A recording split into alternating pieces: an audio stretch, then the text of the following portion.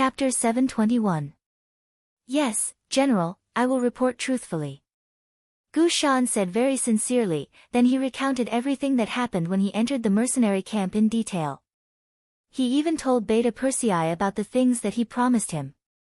General, I didn't say a single lie. Everything I said is true. I also saw our mercenary Tatar soldiers in the previous battle in the barracks. Most of them were treated well. Although they were locked in military tents, they were not beaten, scolded, or reprimanded. They even had a fixed time to come out every day. And once some of them were willing to surrender, they would immediately be separated and receive better treatment. Even those soldiers who did not make a choice for the time being would be able to eat their fill for 3 meals and would not go hungry. Suhi nodded from time to time as he listened carefully to Gu Shan's detailed account of everything he saw. He could feel that Gu Shan was not lying. He had interrupted several times and then asked the previous questions again. The answers he got were the same. There was no difference. He learned more about the mercenary army from Gu Shan's mouth. He also knew that his soldiers were doing well. He could finally rest assured. He slowly closed his eyes, then waved his hand and said, "Very good, thank you for telling me so much. You can leave now." Gu Shan, who could leave, did not immediately move. Instead, he took the initiative to say after struggling in his heart, "General, don't you choose to join the mercenary army? They are indeed treated well, and their mental outlook is not worse than our Tatar cavalry." Don't say any more. Otherwise, you will only force me to change my mind about not killing you. You can leave now. Although he did not say anything more, Suhi had already expressed his determination with practical actions. That is, others can surrender, but he will not. No matter what, he was a general who once commanded tens of thousands of cavalry. How could he choose to surrender in exchange for a new life? At this point, Suhi was about to get angry. By right, this should be the time for Gu Shan to leave. However, he still didn't move. Instead, after a moment of hesitation, he suddenly said, "General, the mercenaries hope to see you join them. They even promised you the opportunity to lead an army alone after you join them. He also said that if you don't go, young Master Haraluo's life will be in danger." Listening to Gu Shan's noisy words, Suhi was about to get angry. Was his expression not clear and specific enough? Why was the other party still trying to persuade him? He had to show the other party some power. Just as he was about to punish Gu Shan, he suddenly heard the last sentence. When he heard Hararuo's name, his originally closed eyes suddenly opened. "What did you say? If Harak is still alive, how is he now?" Suhi finally reacted, which made Gu Shan breathe a sigh of relief. Before coming, Beta Persei told him that if possible, he could help persuade Suhi. For this, he even wrote him a letter. But Beta Persei also said that this mission could be abandoned. After all, it was too dangerous. No one would blame him if he didn't complete it. Of course, if he completed it well, there would be additional rewards and so on. On the way to see Suhi, Gu Shan thought a lot. In the end, he decided to give it a try. This was not only because of the generous rewards, but also because of a more important reason. He respected General Suhi very much and didn't want to see the general die because he didn't surrender. So he finally mustered up the courage to give it a try. Now, it seems that he finally made the right bet. Gu Shan happily took out the letter from his arms and handed it to Suhi. "General, this is a letter from the mercenary general. There should be the answer you want in it. Take a look." Suhi didn't hesitate to take the letter, then opened it and read it. He finally knew what happened at Shiha and the North Slope. It was as he expected and guessed. Whether it was the 5,000 Tatar cavalry at Shiha or the 10,000 Tatar cavalry at the North Slope, they were all defeated. The defeat was very thorough.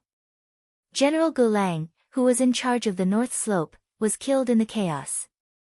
Harak, who led the 5,000 Shiha cavalry, was lucky and was captured alive. Now he was in the hands of the mercenaries, who originally wanted to kill him. But if Suhi was willing to surrender, this person would not die. This was the promise of the mercenary leader, the great Ming dynasty's loyalty and courage. It also expressed the other party's importance to him. At the end of the letter, there was also Yang Qindong's handwriting. General Su He, I have long heard of your ability to command troops. I look forward to it. If you are willing to return, you will be put in an important position. The great Ming dynasty's loyalty and courage is a great promise. Just this line of words, in Su He's eyes, was as heavy as 10,000 kilograms. It made Su He feel touched. The fact that the other party was trying so hard to subdue him made him feel a little happy in his heart. A good bird chooses a good tree to nest in. Any capable person would want to find a wise master. Only in this way would they not bury their talents. Su He also had a great dream in his heart. That was to rule the entire grassland like his predecessor, the greatest hero in his heart, Genghis Khan. Then, he would let the Mongolian cavalry conquer the world and achieve supreme hegemony. Unfortunately, this dream was completely lost because he followed Agadorji. This was a greedy person, a short-sighted person. As long as he could eat his fill, wear warm clothes, and have enough power, he would stop moving forward. If he followed such a person, he might be able to barely survive, but it was obviously impossible to achieve great things. If the other party did not promote him and put him in an important position, Su He would have left long ago. He originally thought that he would not have the chance to fulfill his wish in this life, but now, the opportunity was in front of him again. The Duke of Loyalty and Courage, the legendary war god, who could easily defeat Yes Hen, had extended an olive branch to him. How could he not be excited? But sometimes, being excited was not enough. What really moved Su He was that as long as he chose to surrender, he could save Hara Ruoxian's life. This hit his heart, making him enter into a situation where he had no choice. Without Agadorji's attention and promotion, Su He would not be where he was today. In order to repay the favor, he risked his life to let the other party leave. Logically speaking, he had already repaid the favor. But this didn't seem to be enough. He didn't just want to call it even, he also wanted the other party to owe him a favor. This way, no matter who talked about this matter in the future, they wouldn't blame him anymore. And if he could save Hara Ruoxian, it would be equivalent to making Agadorji owe him a big favor. That would be perfect. Is Hara Ruoxian still alive? I want to see him before making a decision. Although Su He was already moved, he did not show it. Instead, he said very calmly. Yes, I will pass on the general's request to the mercenary general. You just have to wait for the news. Gu Shan naturally could not make any promises. He also did not have the authority to do so. All he could do was to pass on the original words. Okay, I will give us 2 days. If we still do not see Hara Ruoxian in 2 days, then you are deceiving me. At that time, even if I have to risk my life, I will fight you to the end. Su He's voice became cold, releasing a murderous aura. Yes. Gu Shan was affected. After hurriedly agreeing, he left the tent. Not long after, this news was passed back to the mercenary camp. Regarding Su He's request, the officers below had different opinions. Someone suggested that Hara Ruoxian could not be handed over. This person had previously had unfavorable thoughts towards the 6th young master and even fought a big battle at the short stone pile. He was also Agadorji's only son. This person could not be let go and should be killed. Moreover, the other party was not surrounded. The news said that at least 6,000 Tatar cavalry had escaped. It was hard to guarantee that they would not become a threat in the future. As soon as this idea was put forward, it received a lot of support. Everyone thought that it was not worth it to let go of Hara Ruoxian for the sake of Su He, a loser. With so many people supporting this idea, the voices of quarreling in the tent quickly disappeared. After reaching a consensus, everyone's eyes fell on Yang Qindong, who had been sitting at the head of the tent without speaking. 1,000 soldiers are easy to obtain, but a general is difficult to find. You must have all heard of it. With a smile on his face, Yang Qindong's eyes swept across the faces of the officers in the tent. Su He's ability is obvious to all of you. Let me ask everyone a question. In front of the mercenaries, if you were to command the Tatar cavalry, can you guarantee that you would do better than Su He? Yang Qindong didn't go to talk about any great principles. Instead, he used facts to speak. Just a question was thrown out, and the tent immediately became silent. They asked themselves, unless they knew all of the sixth young master's plans, and if they worked together, they might have a chance of winning. Otherwise, they would not be able to win this battle. It could be said that the moment the Tatar cavalry became enemies with the mercenaries, they had already lost. I know that many of you look down on the general of a defeated army. But what I want to say is that defeat is not the fault of the general. Whoever commands this army will have the same result. So why should you look down on Su He? As for defeats, most of you have experienced them before, right? When have I ever looked at you in a different light? When this question was asked, many of the faces in the tent became red. This was especially true for Yella and Lu Dai, who were the commander of the Jurchen cavalry division. Their faces were flushed red. Weren't they the general of a defeated army? It was because of their ability that they were chosen by Yang Qindong and placed in an important position. Chapter 722. Even if he was such a person, what qualifications did he have to look down on others? Everyone stopped talking. Yang Qindong smiled and said, as for Haraluo, a dead person has no value. If we can use a person who is already dead in our eyes in exchange for Su He's sincere surrender, it is worth it. Don't you think so? This time, no one said anything. This was not only because Yang Qindong's prestige was too high, to the point that his words carried enormous weight.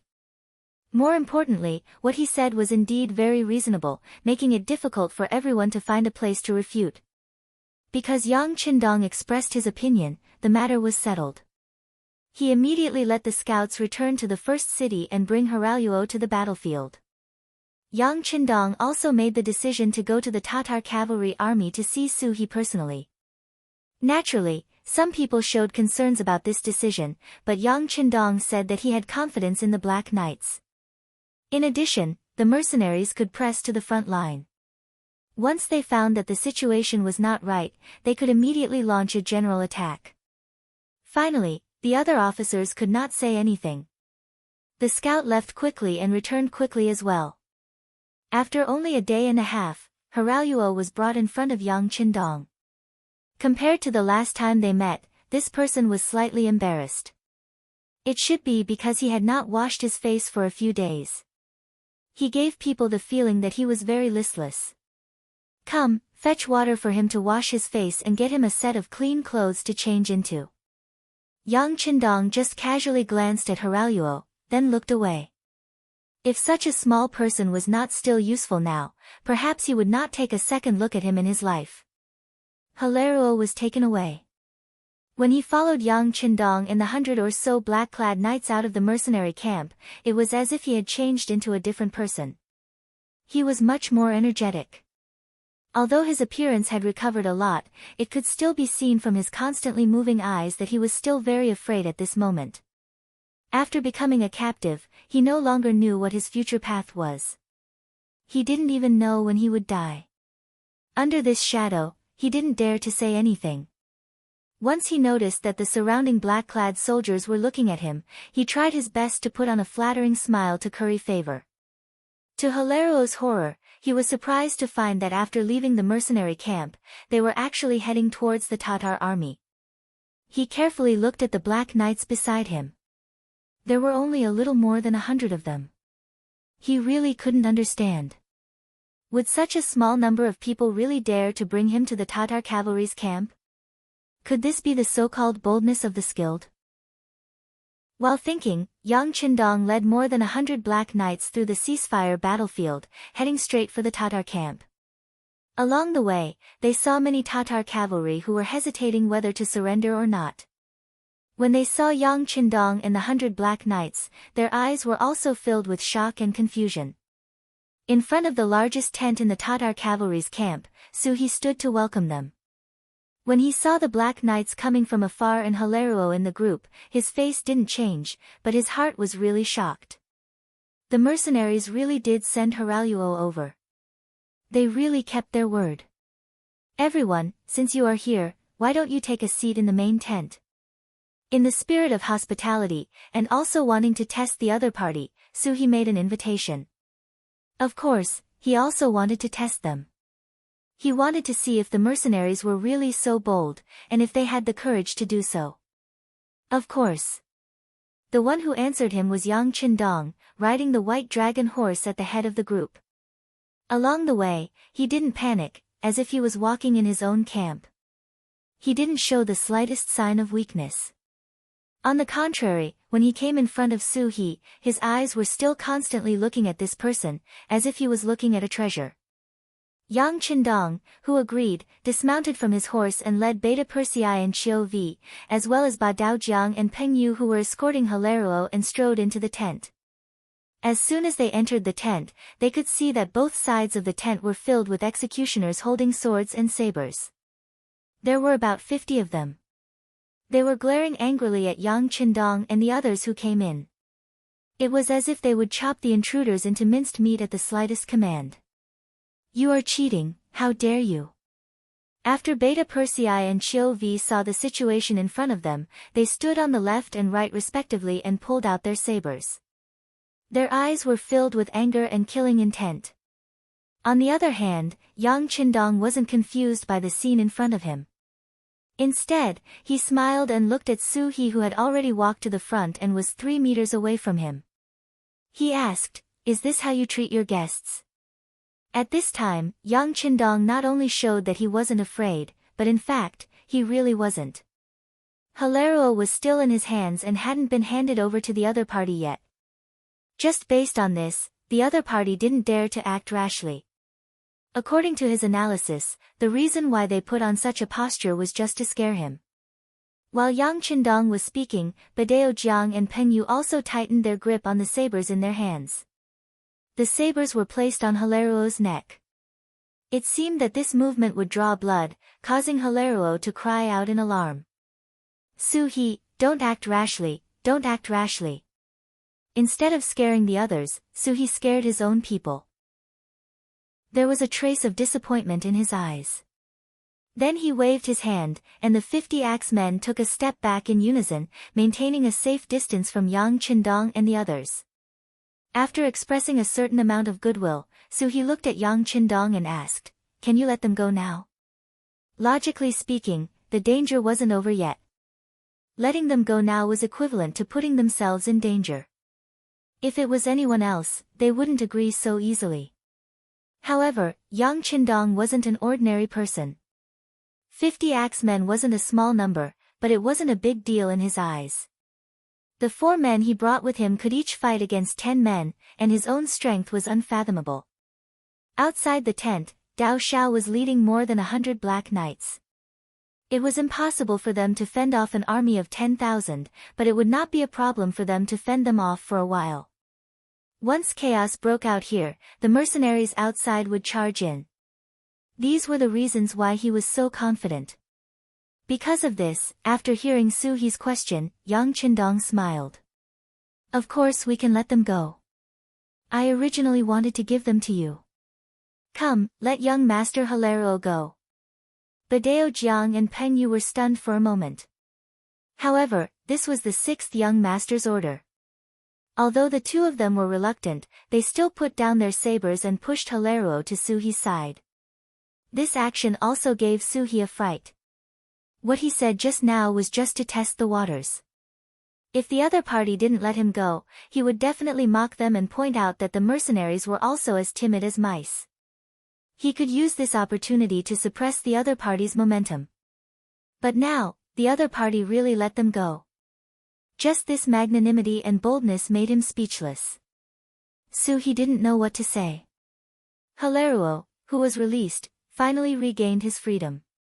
He suddenly shouted. General Su, quickly capture these people. Their status isn't low. We can threaten them to make the mercenaries pay the price. Along the way, although he didn't know Yang Qindong's true identity, he had met him twice. In addition, when he left the mercenaries' camp, he could see that many people looked at Yang Qindong with very respectful gazes. Just based on this, he guessed that this person's status wasn't ordinary. Thus, he shouted loudly. At this moment, Hilario's style of being an ingrate was incisively and vividly displayed. These words also made the surrounding 50 executioners move. Just now, the other party had hostages in their hands, so they didn't dare to act rashly. But now, the enemy had nothing, so they didn't put him in their eyes. Hilario's shout also made Beta Persei, Chiu V, and the other two become very nervous. The four of them even involuntarily touched their waists. They all came with pistols. If the situation goes out of control, they will pull out their guns and kill. However, Yang Qindong still didn't panic. Instead, he looked at Su He and smiled, as if to tell everyone that he was not an enemy, but a friend. Su He was also one of the calmer people. At least he didn't shout, nor did he have the intention to order the arrest. Instead, he looked at Yang Qindong, his eyes full of curiosity. But I don't know who you are. Seeing Yang Qindong's calmness, and also seeing that this person was the leader of the Black Knights, Su He was indeed interested. This person's boldness and courage were something he had never seen in his life. With this alone, this person was worthy of respect. What? General Su, you really don't know who I am? Well, I will tell you, listen carefully, I am the great Ming's loyal duke, the one you call the war god. With a smile still on his face, Yang Qindong revealed his identity word by word. Loyal duke. War god. The moment the name was said, not only Su He, but also the 50 executioners involuntarily took a step back, their faces showing a look of horror. What was the meaning of a person's name? The shadow of a tree, was perfectly interpreted at this time. After a brief panic, everyone carefully looked at Yang Qindong. After all, it wasn't the first time they heard the name of the war god, but it was rumored that this person had 3 heads and 6 arms and was 3 feet tall. But now, looking at him, he was the same as them, but younger and more handsome. You are the war god? Su He asked in disbelief. It's true. And when you go to the mercenary army in the future, you will naturally know that I am not lying. Yang Qindong said with a smile, almost patting his chest and taking out his ID card as proof. Chapter 723. It really was the war god. Su He was truly excited. The true men of the grasslands all worshipped heroes. Without a doubt, the war god who could defeat the Walla's leader, Yes Hen, naturally belonged to the category of heroes. In the past, they had only heard of his name. Now that they had finally seen him in person, how could they not be excited? Not to mention, the war god was now the commander of the mercenaries. He could even decide the life and death of many of them. Of course, what made Su He even more excited was that this person actually came to her in person, and he just wanted to recruit her. At that moment, he felt that he was extremely valued. That feeling was very good and made him feel very comfortable. Hiraluo was also frightened by the war god's name. But soon, his eyes shone with excitement. This was the war god, someone who even Yes Hen was afraid of. If he could capture this person and give him to Yes Hen, he would definitely be able to exchange for a lot of good things. At that time, wouldn't he gain both fame and fortune? His faction would also have a great opportunity to develop. He would also be regarded as a hero by the grasslands warriors. Thinking about the various benefits he could obtain, Hiraluo couldn't suppress the excitement in his heart. He shouted at the executioners in the tent, "What are you all standing there for? Hurry up and capture him. This is a great contribution." His voice was shouted out, and the crowd of executioners were also moved. But no one moved. Instead, they all looked at Su He. Su He was the commander here. They could only listen to his orders. Seeing that no one moved and instead looked at Su He, Hiraluo was unhappy. He said with a dark face, "Did you not hear what I said? Let me tell you, if you don't listen, I will hand you over to my father." At that time, even Suhi won't be able to protect you. Poor Haraluo, he still didn't know that his father had already escaped with 3,000 cavalry. He thought that no one could stop him from doing anything with his father's name. Haraluo had exposed his true face. This made Suhi very unhappy. The war god was willing to take the risk alone. This was a display of courage and wisdom, but how could it not be that he trusted himself? Although he also wanted to defeat the battle god, that would bring him both fame and fortune. However, if he wanted to defeat them, he would have to defeat them fair and square on the battlefield. He would not have to resort to petty tricks and use the other party's trust to make a move. If he did that, he would not be a hero. In fact, he would be worse than a coward. That's enough. Suddenly, Suhi roared and stopped Hararuo's shouting. He then cupped his fists and said to Yang Qindong, "So it's the battle god. Sorry for the disrespect." Yang Qindong was very satisfied with Suhi's performance. The fact that the other party didn't make a move was enough to prove that he was a straightforward and upright man. Such a person was always worthy of others' trust. He smiled and said, "It's fine. I've admired General Su's talent for a long time. How about it? You gave me the conditions to send Halaruo back. Not only did I send him back, but I also appeared here personally. Does this count as showing enough sincerity?" He took the opportunity to state his purpose. These words caused Suhi's face to turn red. If he had only wanted to test the sincerity of the mercenaries before, the other party's performance was too good. It was so good that he had nothing to say. As a man, once a promise is made, even 4 horses cannot go back on it. Suhi was moved by Yang Qindong's sincerity. He immediately cupped his fists and said, "Battle god, Suhi, am very difficult to convince others, but I truly submit to you. From now on, Suhi is willing to serve by your side. Please accept me." As he spoke, he knelt on the ground.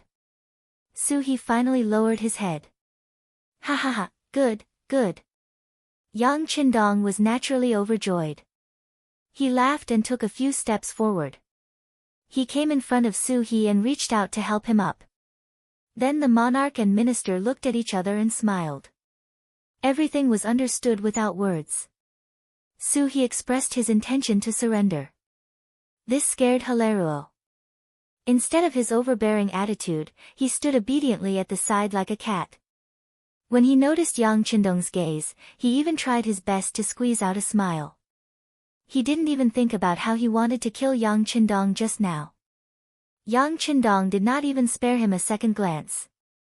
Such a person was not worthy of his attention. Yang Qindong did not even spare him a second glance. If it wasn't for the fact that he wanted Suhi to join the mercenaries, this person would have died countless times. Yang Qindong could ignore Halaruo, but Suhi couldn't. With the intention of returning the favor, he first glanced at Haraluoku, then at Yang Qindong and said, "War god, this subordinate has a presumptuous request, but I don't know if I can say it." "There's no harm in saying it," Yang Qindong said very generously. "This subordinate wants to send Halaruo away. If other Tatar cavalry are willing to follow, please don't stop them. As for the rest, this subordinate will try my best to persuade them to work for the mercenaries. Please allow it." This was equivalent to the last condition.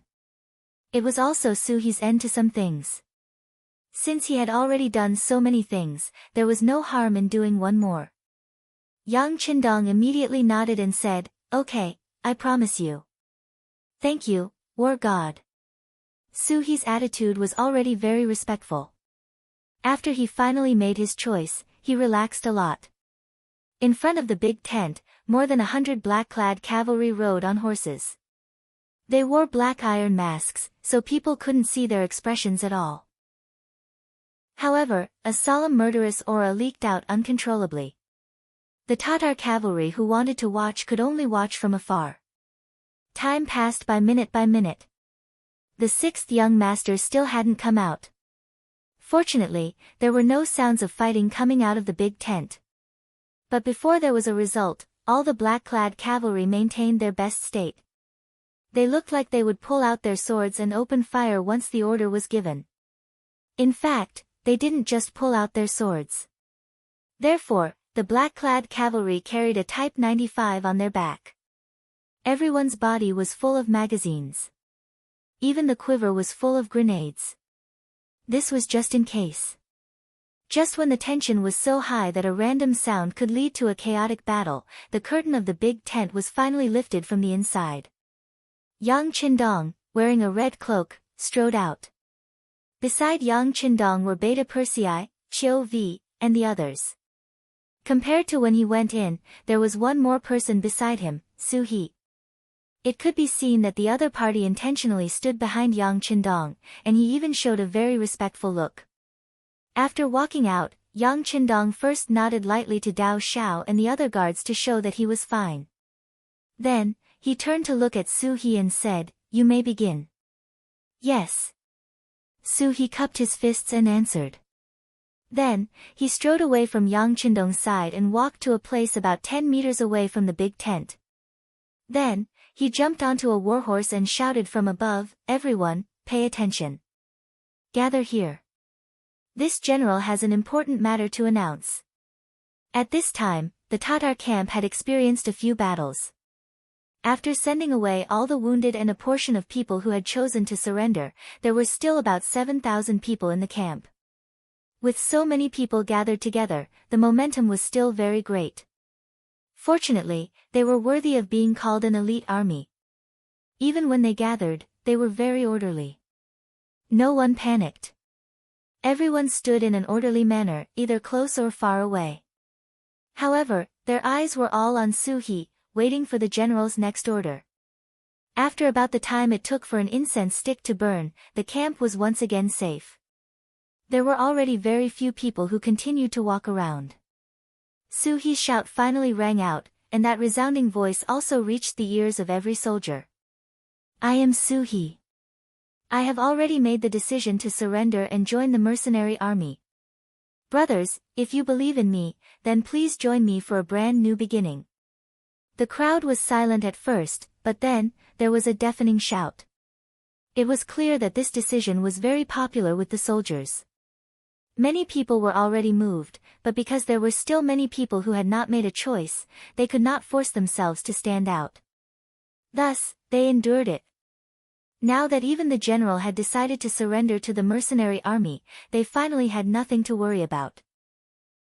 The shouts came one after another, and it took a while for them to gradually calm down.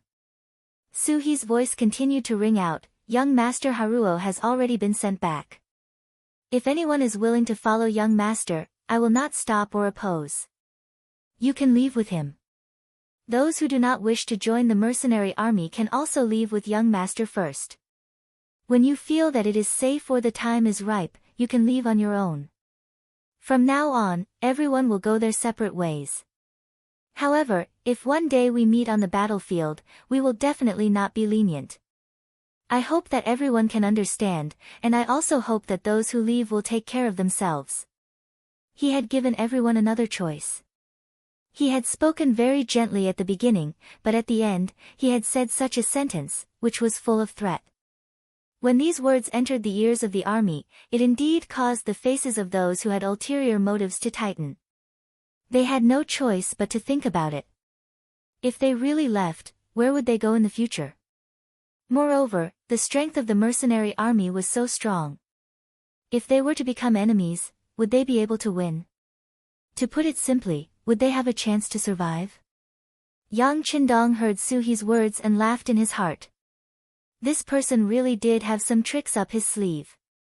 It was clearly a threat, but he used such a method to make it seem as if he was thinking for everyone.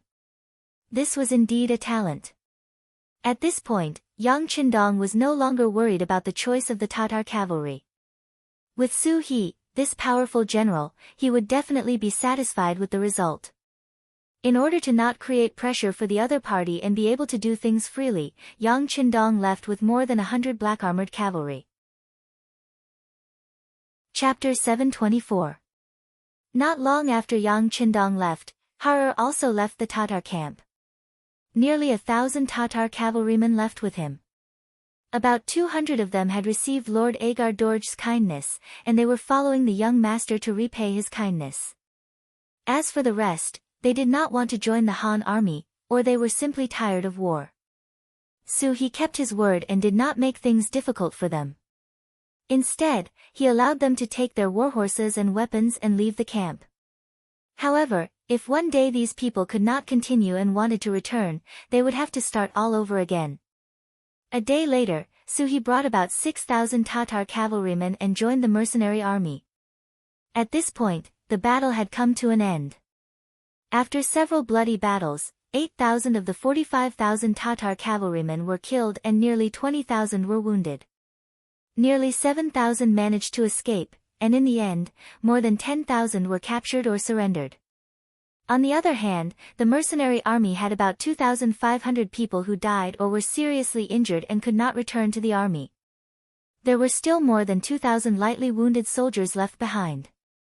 This was a great victory for them, no matter how one looked at it. Yang Qindong did not go back on his word and allowed his 4 regiments to replenish the soldiers from the captives and surrendered soldiers. After this was done, he selected some elite soldiers from the remaining Tatar cavalrymen to form a new Tatar cavalry regiment.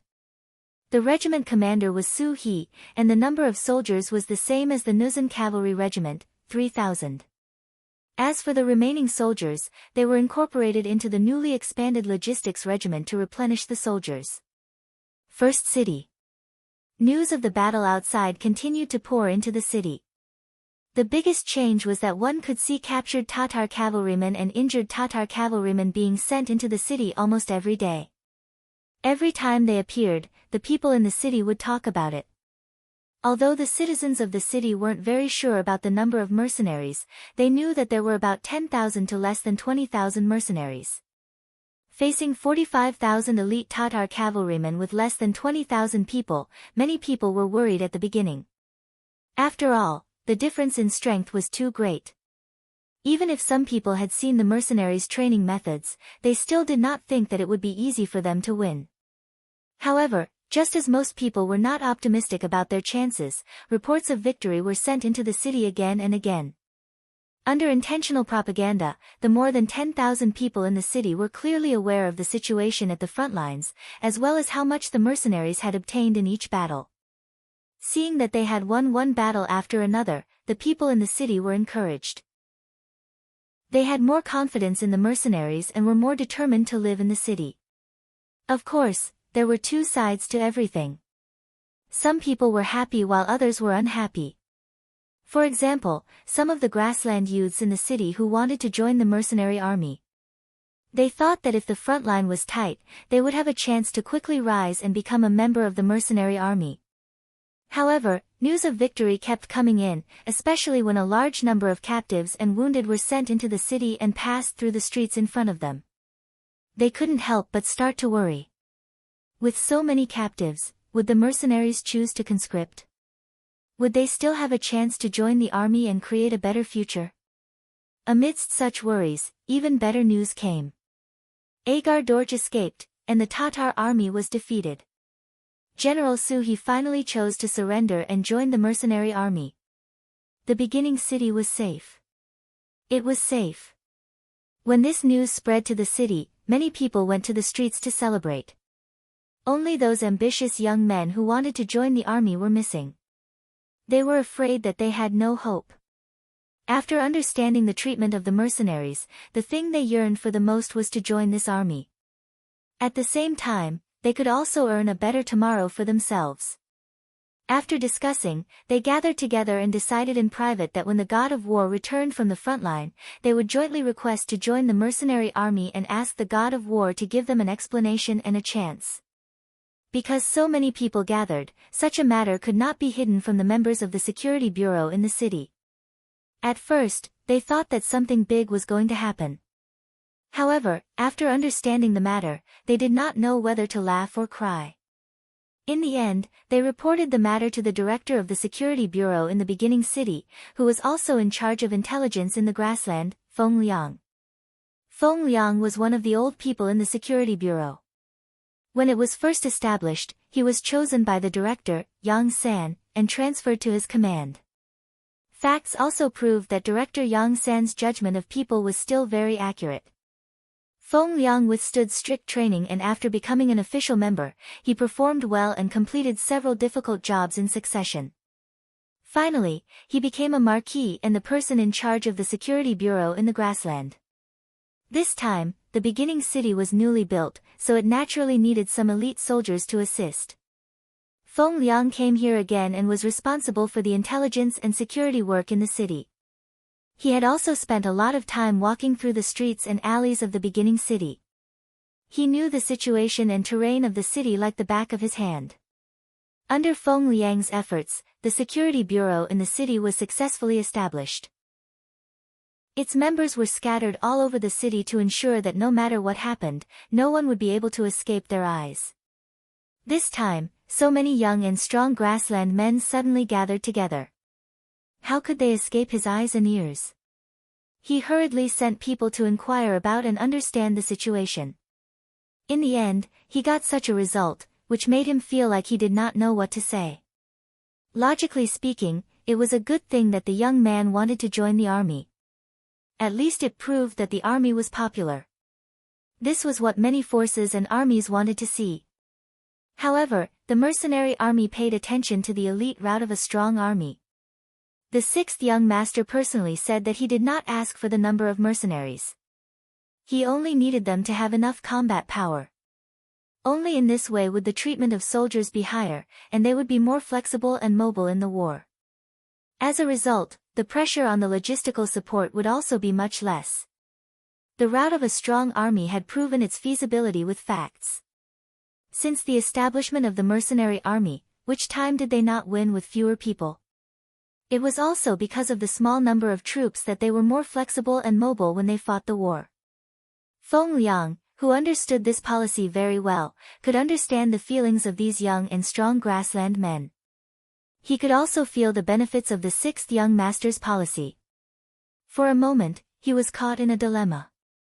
Since he knew what the request of these young and strong men was, there was no need to let them meet the sixth young master. This kind of small matter could be solved by him. How about this? Choose a few representatives from these young men who want to join the army. I will meet them alone. After some consideration, Feng Liang came up with a solution. That was to use the militia to solve the problem at hand. This way, they would not need to take up the quota and resources of the mercenary army. It should be the best of both worlds. All they needed to do was to pay a certain amount of silver every month.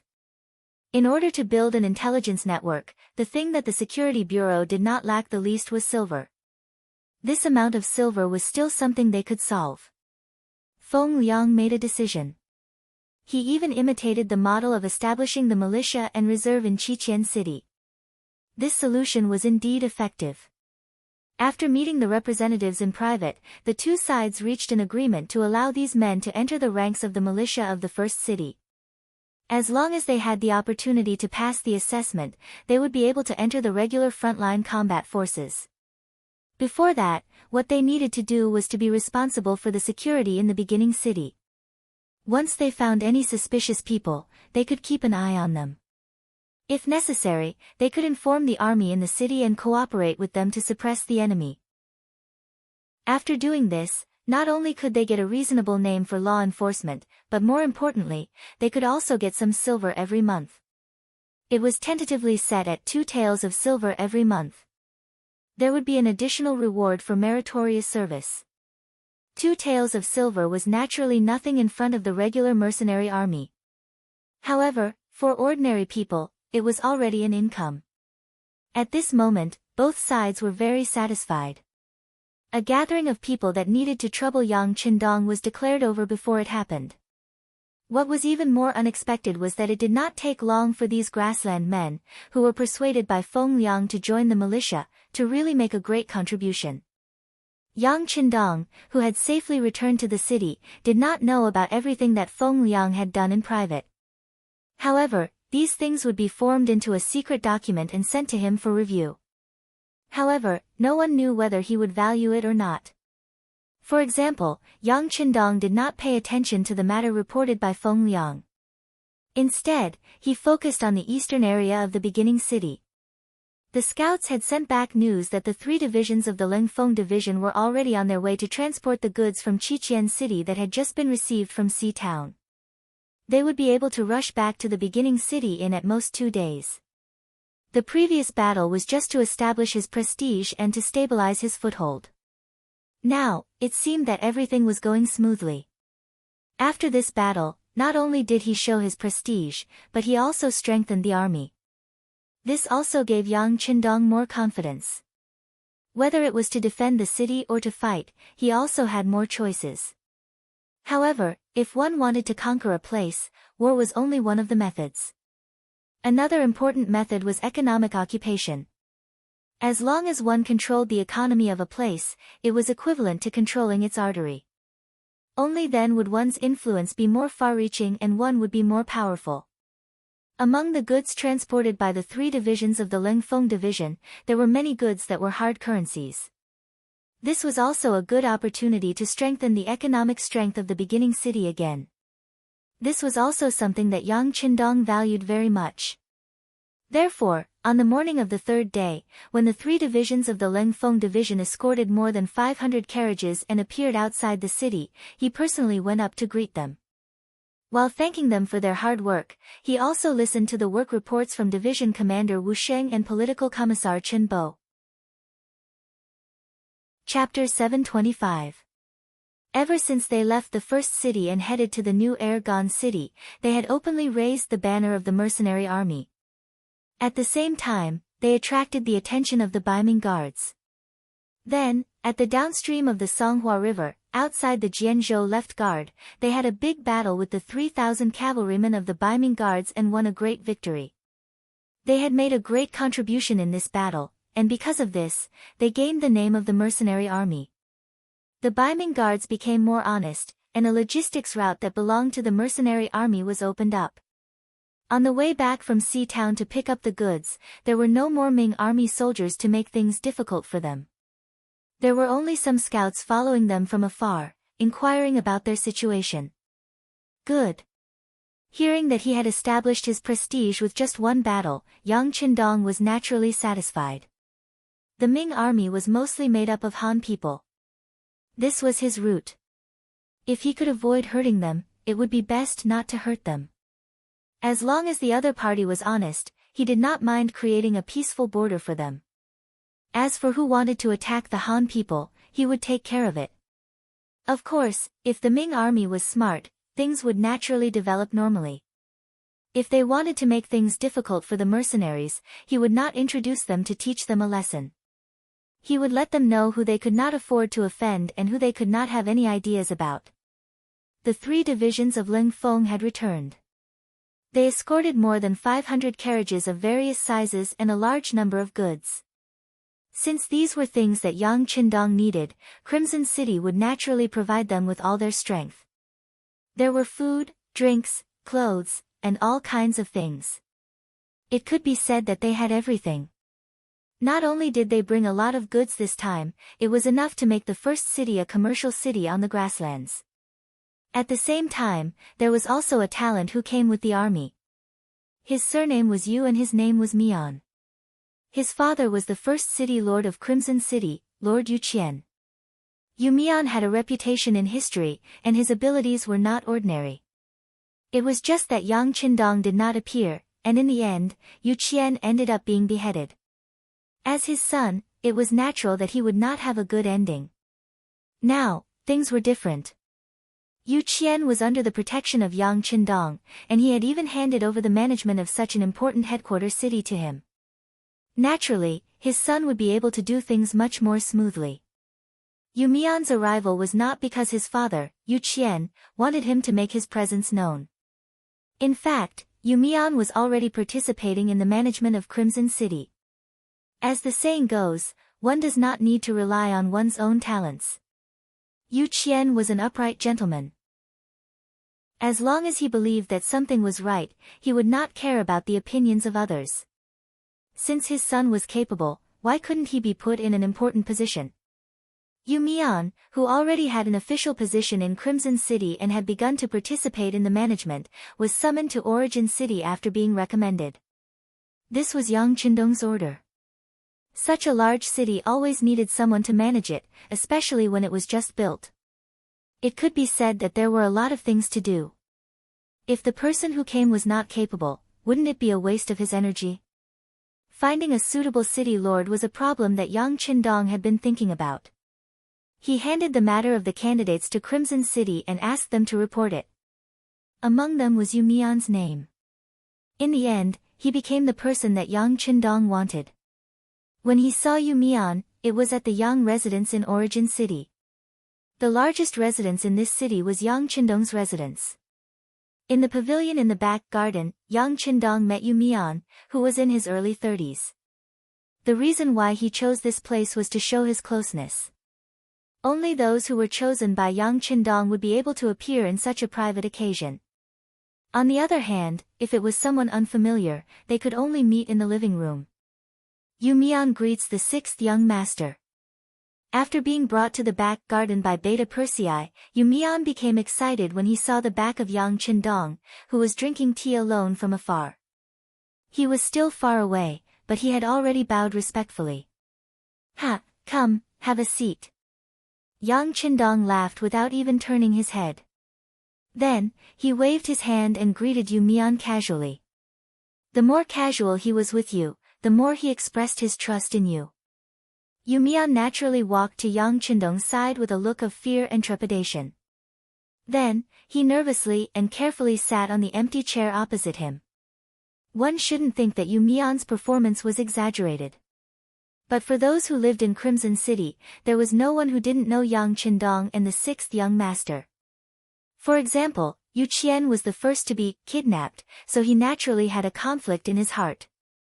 Coupled with his feelings for the great Ming dynasty, it was basically impossible for him to work for other forces.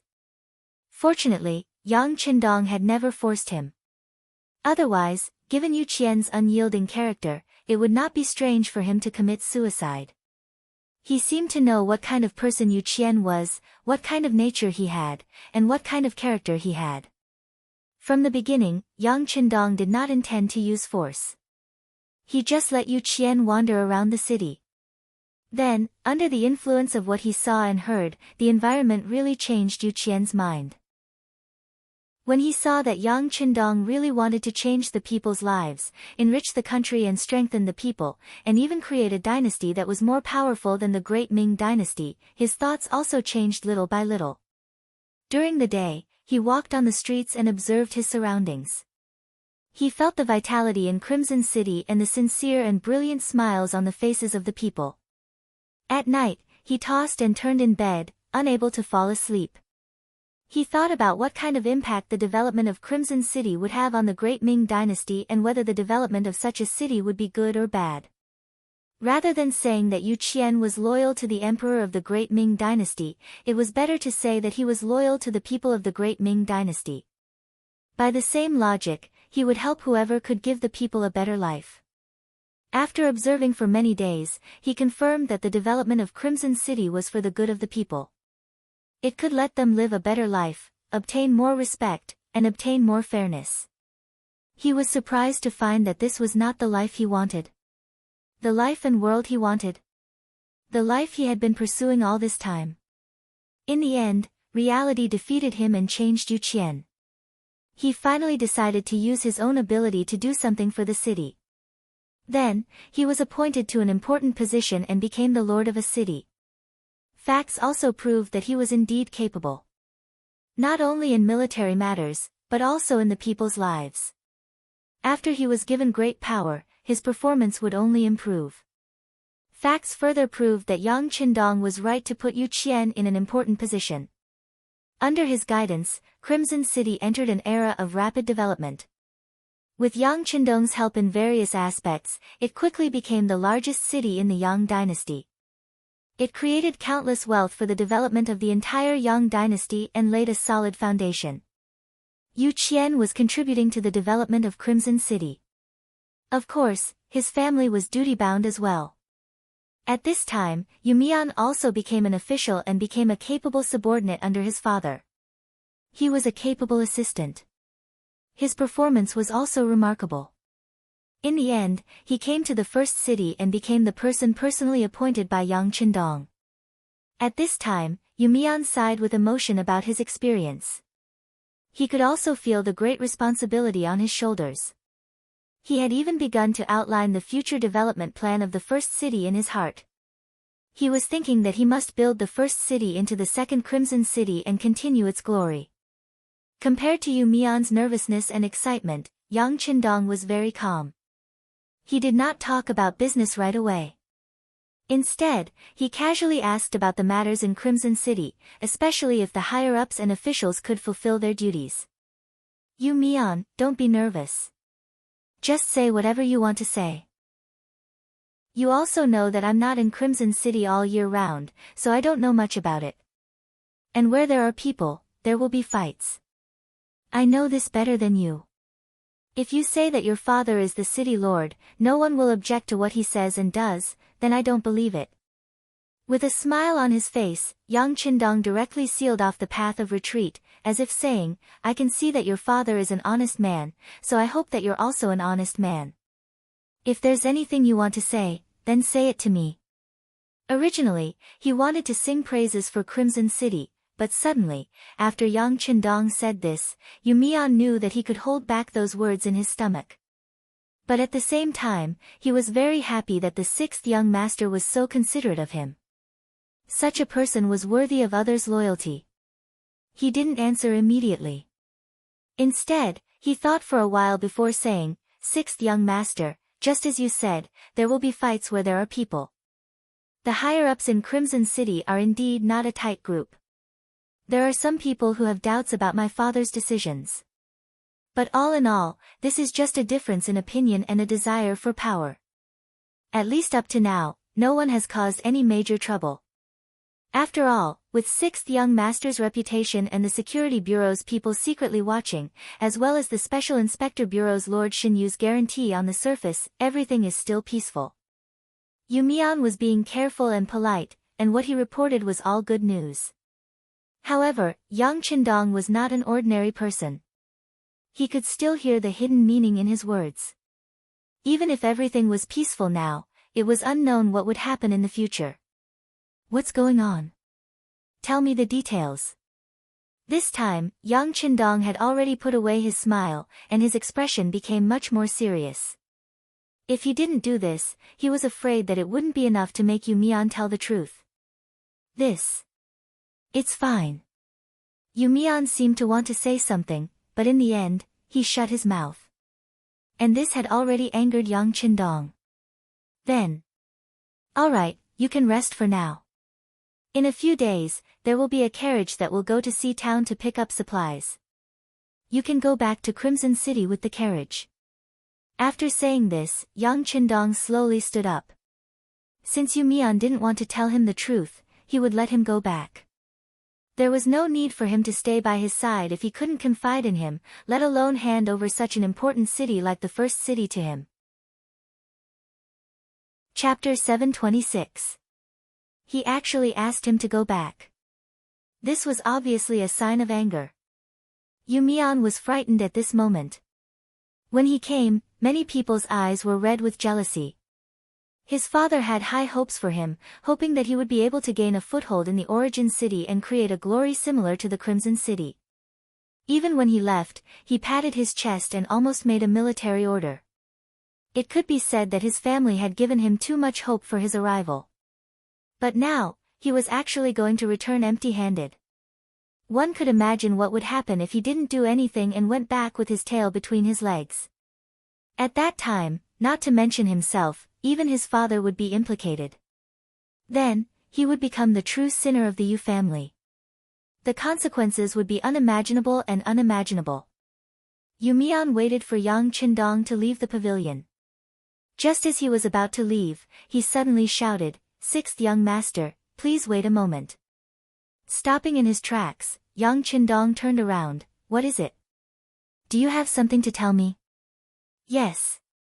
Yes. This time, Yu Mian lowered his head. Regardless of whether he was willing or not, he had no choice now. Then speak. Yang Qindong's expression was calm. Yes, sixth young master. With the continuous development of Crimson City, there are indeed some people who have become restless and dissatisfied. The most representative of them is Yang Taizhu. This is not his real name. It is a name he changed after coming to Crimson City. His father thinks that this name is more resounding and is in line with our original intention of conquering the world with martial arts. And his father is Crimson City's Minister of Foreign Affairs, Yang Shan. Since he had already spoken, there was no way out for Yu Mian. Thus, he revealed everything he knew about the situation. Yang Taizhu is a very decisive person. He also has some tricks up his sleeves. Relying on the fact that he is Minister Yang's son, he bullies the good and oppresses the good. Many people who have money and power without any background have been oppressed by him. Not only that, but he also secretly kept the new products produced by the factories in Crimson City, using the excuse that they were not up to standard for his personal use, and then sold them to foreign merchants at a cheaper price. Sixth young master, as you know, the quality of our Red Nest City's goods is excellent, and the variety of them is wonderful. The demand has always exceeded the supply, and as long as these goods are out of the sea, they can be sold for a good price on land. Because of this, the entire Yang family has become rich. Yang Taizhu used most of this money to establish connections. They used this money to bribe and rope in some officials of various levels in Crimson City, causing their network to grow larger and larger. I'm afraid that it won't be long before these people join forces. They will be able to restrict my father's orders. After saying these words, Yu Mian lowered his head. He knew that he had thrown a huge bomb today. Who knew how many people would be punished after this, and how many heads would fall to the ground because of this? Yang Qindong had been listening quietly, and there was no change in his expression. But in fact, his heart was already overflowing with anger. Everything Yang Taizhu had done, in the words of future generations, was smuggling, and this was stealing from him. Then, he used his money to bribe and collude with some officials. It could be imagined that in the long run, once the net was large enough and the energy was strong enough, the first one to be overthrown would be City Lord Yu Qian, who had faithfully carried out his orders. Perhaps it would be his turn next. To think that he was still fighting a bloody battle on the front lines, risking his life in order to seize more territory as quickly as possible, liberate more people, and accumulate more power and influence. But if the rear was unstable, wouldn't everything he was doing now be a wedding dress for others? If that was the case, he would instead become a puppet. Just the thought of it was laughable. Of course, Yang Qindong wouldn't believe Yu Mian's words. Who knew if Yu Mian, who appeared to be honest and considerate, spoke in such a way because he wanted to eliminate his dissidents? Besides, Crimson City was his base camp. There were too many of his trusted aides there. Would those people turn a blind eye to such a thing? With doubts in his heart, Yang Qindong returned to the pavilion and sat down. Tell me. Yang Taizhu is so lawless. Does no one from the Security Bureau care about him? Could it be that the Special Inspector Bureau is useless? And those people from the military, will they turn a blind eye to it? It was precisely because he had left behind these forces and manpower that Yang Qindong was extremely at ease with Crimson City. He didn't believe that some people and some things could be bribed with money. Couldn't they tell that once he was angered, it would be useless no matter how much money they took out? This. Yu Mian didn't answer immediately. Instead, he looked up at Yang Qindong with a troubled expression. Say what you have to say. Don't hesitate. Beta Persei, call Tiger's mane over. Yang Qindong stared intently at Yu Mian's face as he roared outside. Beta Persei left in a hurry, at a loss. Yang Qindong looked at Yu Mian and said, All right, there are no outsiders here now. Tell me everything you know. Even if you say something wrong, I won't blame you. Furthermore, the matter of you saying something wrong won't spread. Now that things had come to this, Yu Mian had no way out. At that moment, he seemed to have made a decision as he said, Yes, sixth young master. This is the situation. This young Taizhu is very capable. He first wooed one of Fifth Madam's personal maidservants, Lin Lin, and married her. This way, he would have Fifth Madam's support. Then, he joined forces with the director of Crimson City's Security Bureau, Qin Shuquan. The sixth young master definitely knows this person. This person doesn't speak much, but as his name suggests, he likes power very much. It can be said that he hit it off with young Taizhu. With the support of the Security Bureau, he naturally gets twice the result with half the effort. As for the Special Inspector Bureau, he definitely won't find trouble with Fifth Madam. My father once doubted it, but soon, Lin Lin personally appeared in the city lord's office. After that, I heard from my father that Lin Lin said that the entire Crimson City belongs to the Yang family. The Yang family's madam only took some money from her family. Is there a need to inform outsiders and use outsiders to criticize her? There's no need to talk about the military. Now that there's a political department, Ling Song and Commander Gao Xiong are thinking of how to compete with them. How could he possibly intervene in the local affairs? Wouldn't that be handing over his weakness to others? Therefore, they simply turn a blind eye. As for the other officials, they don't dare to interfere. With the idea that mortals suffer when immortals fight, they hide as much as they can. As long as these people don't provoke them, they will also turn a blind eye. Upon hearing Yu Mian's explanation, Yang Qindong widened his eyes. No one dares to interfere. Didn't the Wan family do anything? Wan Xiaoyu is my future sixth madam. Didn't she stand up?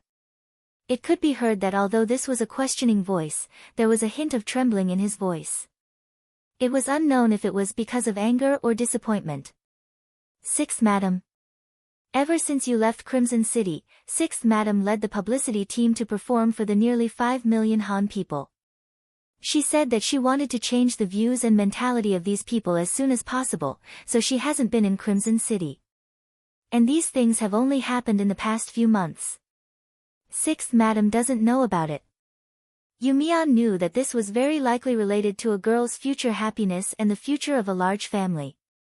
Of course, he had to explain it clearly. Upon hearing this, Yang Qindong's expression looked better. But soon, he sneered. The Yang family's money is indeed used by the family. There's no need for outsiders to interfere, but the problem is that she's just a maidservant. What right does she have to represent Fifth Madam? For this matter, did Fifth Madam really show up? This. Yu Mian thought for a while and shook his head. Probably not. At least, Fifth Madam didn't say anything to my father. Humph. Then this Lin Lin acted on her own accord. But Fifth Madam didn't use people to investigate. She is also responsible. Yang Qindong said. This was equivalent to settling the matter. He really didn't expect that such a thing would happen in Crimson City. If not for the fact that he happened to talk to Yu Mian today and discovered some clues, he was afraid that this matter would only get bigger and bigger, and one day, it would become an unsolvable problem. It seems that some people are used to living a peaceful life. They have forgotten what it's like to lick blood on the blade. If that's the case, then don't blame me for being heartless. After speaking, Yang Qindong raised his hand and slammed down on the stone table in the pavilion. Boom! A thunderous sound suddenly rose. After Yang Qindong's anger soared to the sky and he used his qi, the stone table actually cracked and fell to the ground with a loud bang. Tiger's Mane and Beta Persei, who had just entered the courtyard, saw this scene clearly. Young master! Both of them cried out in surprise and then ran over in big strides. After all, Yang Qindong was still made of flesh and blood. When he slammed down, his hand was bleeding. Tiger's Mane and Beta Persei cried out in pain and shock. They hurriedly shouted outside and arranged for the military doctor to bandage the wound. At the same time, both of them looked at Yu Mian angrily. Don't blame Yu Mian. It has nothing to do with him. Since you're here, listen to what Yu Mian has to say. Tell me your thoughts later. Yang Qindong's voice was very calm. He then waved his hand and went to find the military doctor, including his wound. Yang Qindong didn't doubt Yu Mian's words because some things could be found out after an investigation. If he was lying, then even his father, Yu Qian, couldn't protect him for framing Fifth Madam. After leaving the courtyard and finding the military doctor, Yang Qindong returned to the backyard after bandaging his hand. He saw Tiger's Mane and Beta Persei standing there with flushed faces. Beside them was Yu Mian, who was trembling with fear. He lowered his head and didn't even dare to breathe loudly. Chapter 727. Are you trying to scare Yu Mian? Let me tell you, this has nothing to do with him. He is the hero. Needless to say, Yang Qindong knew that the two of them must have gotten angry in front of Yu Mian. Otherwise, they wouldn't be like this. This subordinate doesn't dare. Yu Mian did see Tiger's Mane and Beta Persei getting angry just now. It was as if they wanted to eat someone, which really gave him a fright. Alright, Yu Mian, you don't have to be afraid. You have contributed to this matter. How about this, you go take a walk on the streets first and familiarize yourself with the situation in the beginning city. Then, write a city management report for me to read. We'll talk about the construction of the beginning city when the time comes. You can go now. With a smile on his face, Yang Qindong said to Yu Mian with a pleasant expression. Yu Mian naturally nodded and agreed. He excused himself and resigned. After there was no one else around, Yang Qindong's expression turned cold again. Tell me, what do the two of you think? Kill. Kill all these sinners. Yes, not only do we have to kill them all, but we also have to hold a public trial to clarify their crimes. We have to let all the officials in the Crimson City know what the consequences of doing wrong are. Tiger's Mane and Beta Persei expressed their opinions one after another. After listening to Yu Mian explain everything from the beginning to the end, they were really angry. They didn't expect that while they were fighting for their lives in front of them, the people behind them would be like this. They even felt that their efforts were not worth it. Yes, some people have to be killed. The public trial also has to be held, but the evidence still has to be found first. Crimson City can't be in chaos because of this. It has to develop normally and healthily. Yang Qindong also said as if he had made a decision. Although Yang Xie was developing rapidly now, in fact, everything was based on Crimson City. For example, the two provinces of Vietnam and Laos, the development of the beginning city, the expansion of the army, and the improvement of combat power all required a lot of money as a foundation. With money, it was naturally easier to do things. Without money, it was not an exaggeration to say that it was difficult to do anything. For the development of Crimson City, Yang Qindong put in a lot of effort. Not only did he share the fruits of his labor, but he also increased the salaries of the officials to ensure that they could work without any worries. But now it seemed. The human heart could never be satisfied. He originally thought that everyone would be fine, but since there were still problems, he had no choice but to change his strategy. And this was the result of these people asking for it. It seems that I have to rectify my work style. Check it out and immediately send a message to Yang San. Directly ask him what he does as the chief of security and whether he still wants to work. If he doesn't want to work anymore, arrange for him to go to Crimson City to farm. Don't say that I didn't take care of him. Give him 50 mu of land, which is enough for his family to retire now and in the future.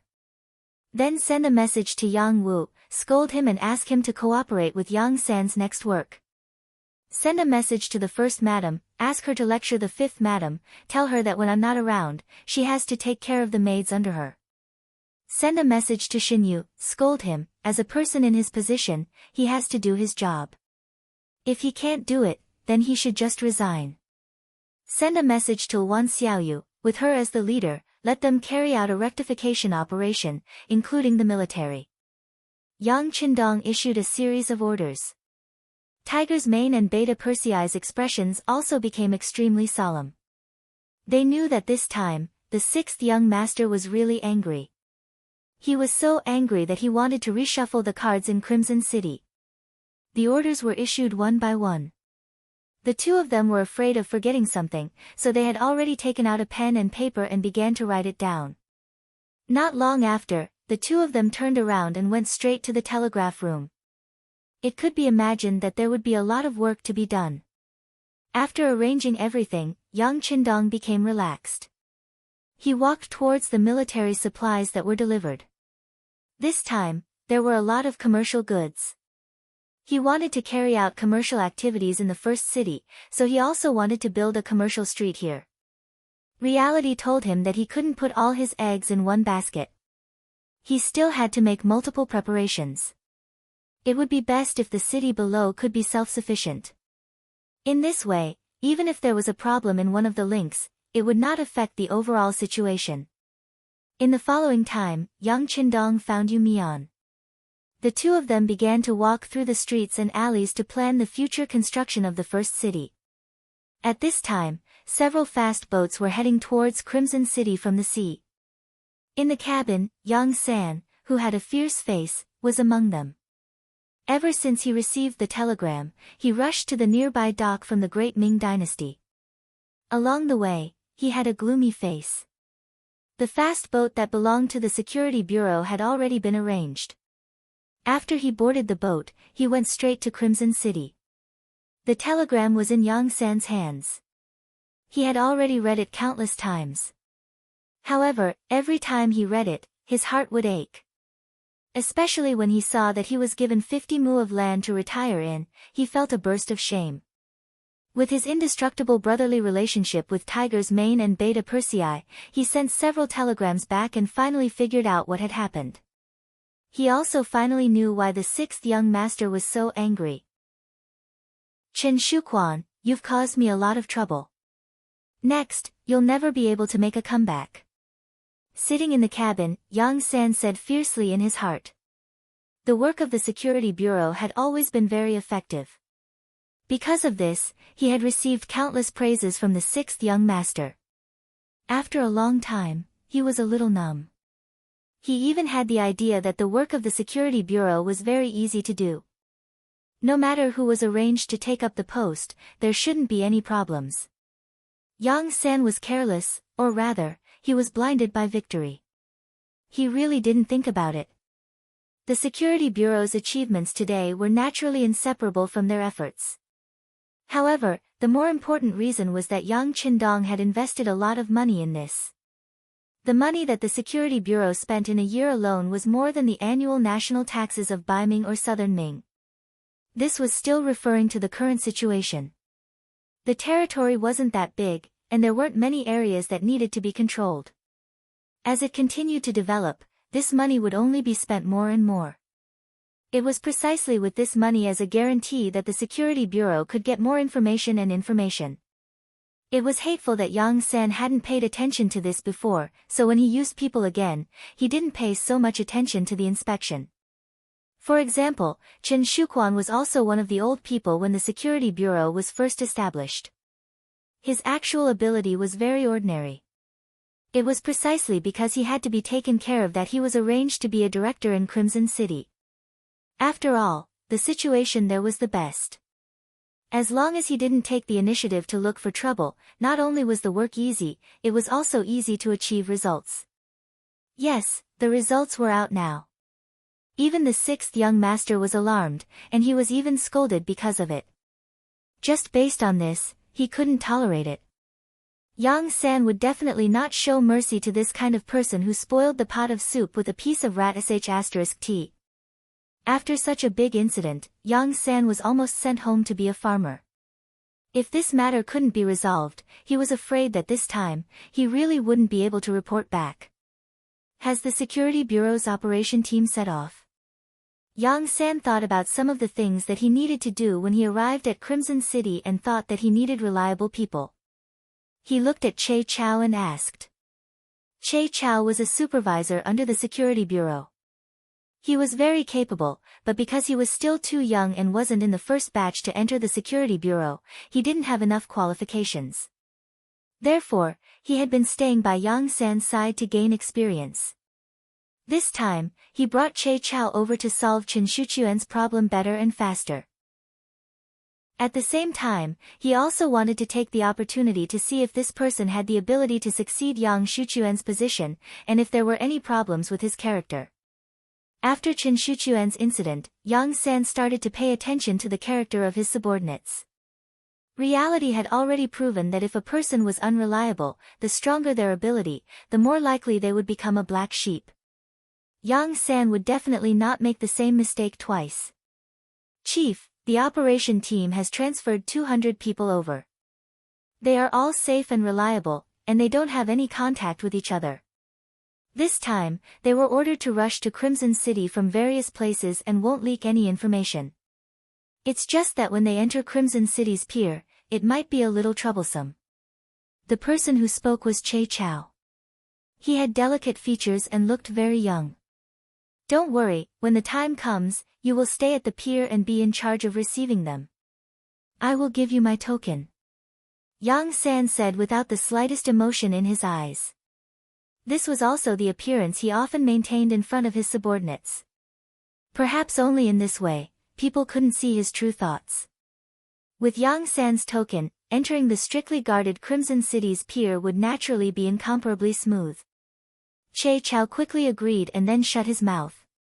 Until now, he still didn't know why he suddenly returned to Crimson City, but his intuition told him that there must be some secret mission because if there was a shortage of manpower, there was a security bureau branch in Crimson City, and there were quite a number of people there. However, not informing them seemed to indicate a lot of problems. After Yang San asked these questions, he fell back into a state of meditation. He was already planning his every move after entering Crimson City. This time, he didn't want to rely on others. He wanted to personally investigate Qin Shuchuan's problem.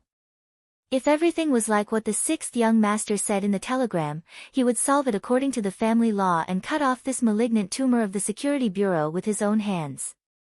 Crimson City. It was still incomparably bustling. Even when the sky was dark, the main streets were already brightly lit. In the Great Ming Dynasty, kerosene lamps were still used, and the palace ministers only used candles. Just this point alone was many times better than before. As the citizens of Crimson City, they were also the first to enjoy the benefits of modern electrical industry. Meanwhile, in a courtyard that was known as the Street of Light, some people were doing shady things. Chapter 728. In a secret room, there were only 2 people sitting inside. There was tea and some snacks on the table. Brother Chen, this time Yu Mian went over there. Who knows what he might say? I have to say that you're still too careful. If you did as I said, you should just kill him.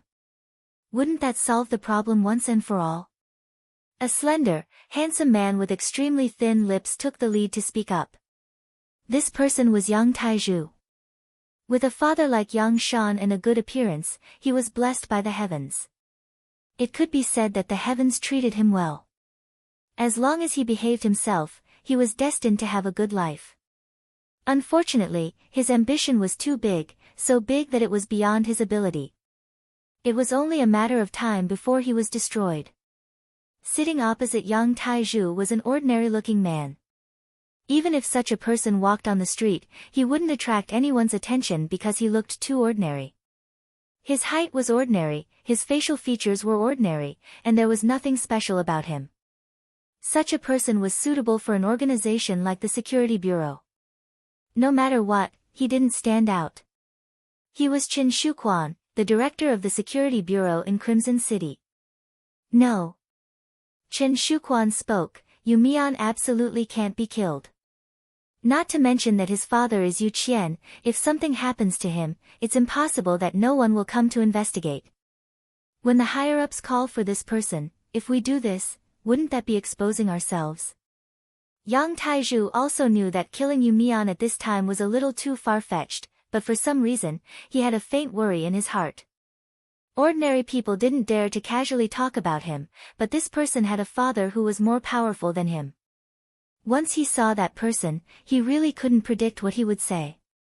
Sigh, it's too late to say anything now. I hope he'll be honest and not talk nonsense. Although Yang Taizhu was saying words of comfort, his face was still nervous. Chen Shuchuan's ordinary face chuckled and said, Brother Yang, you don't have to be too worried. Yu Mian isn't that stupid. Saying anything about us won't do him any good. Besides, he has no evidence of our crimes in his hands.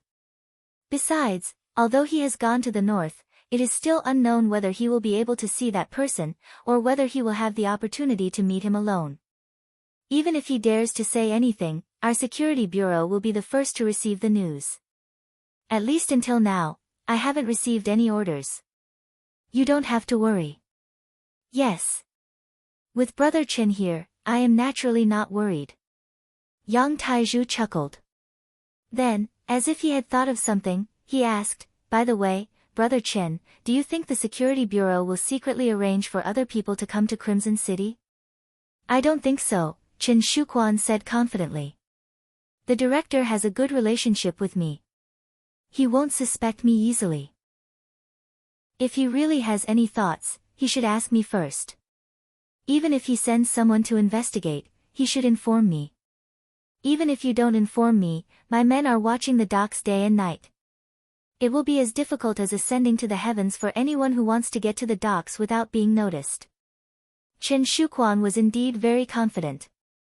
He was equally confident in his relationship with Yang San.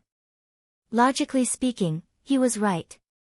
If it was just an ordinary person who complained, Yang San would really inform him beforehand.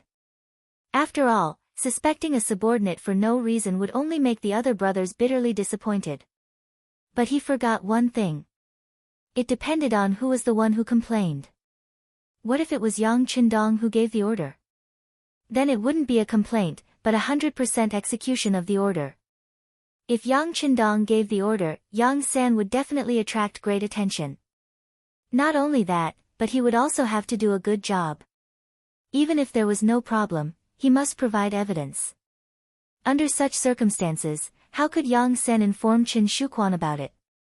At this moment, it could only be said that Chen Shuquan was too confident, so confident that he was a little arrogant. It was a pity that no matter if it was Chen Shuquan or Yang Taizhu, they didn't think too much about it. They only thought that even though Yang Qindong was formidable, to the extent of having an incomparable status in the entire Yang faction, in all of Crimson City, a person was a person, he wasn't a god, how could he possibly care about everything? Furthermore, they didn't do anything to betray Yang Xie. They were just using their power and status to earn more money. Was there anything wrong with that? Which dynasty, which family didn't use this opportunity to develop? What they did wasn't a big deal, so it wouldn't attract Yang Qindong's attention. Yu Mian's matter seemed to have come to an end here. Following that, the two of them talked about the Wan family. The Wan family was a special existence in the entire Crimson City. The Yang family only had a total of 4 people, but these 4 people all held high positions and held different positions and influence in different industries. Especially their daughter, Wan Xiaoyu.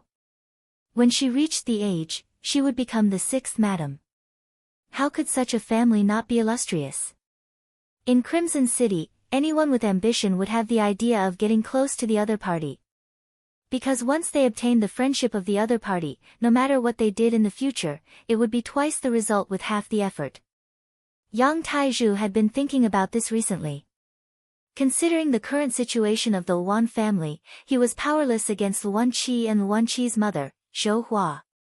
These two had power and status, and were busy with work every day. Outsiders simply didn't have the time to come into contact with them. As for his daughter, Wan Xiaoyu, her identity meant that no one would dare to have any ideas about her. Even Yang Taizhu couldn't, and even his father, Yang Shan, didn't dare to touch her. After thinking about it, there was only one Wan Shaochen. This person was placed in an important position and had already become the governor of Lao province at a young age. His future was limitless. Most importantly, he had a fatal flaw, and that was that he was young, and he still didn't have a wife. Although Wan Shaochen had already married 2 concubines in order to appease the hearts of the nobles in Lao Lao, and also in order to give birth to the Wan family, he didn't have a wife.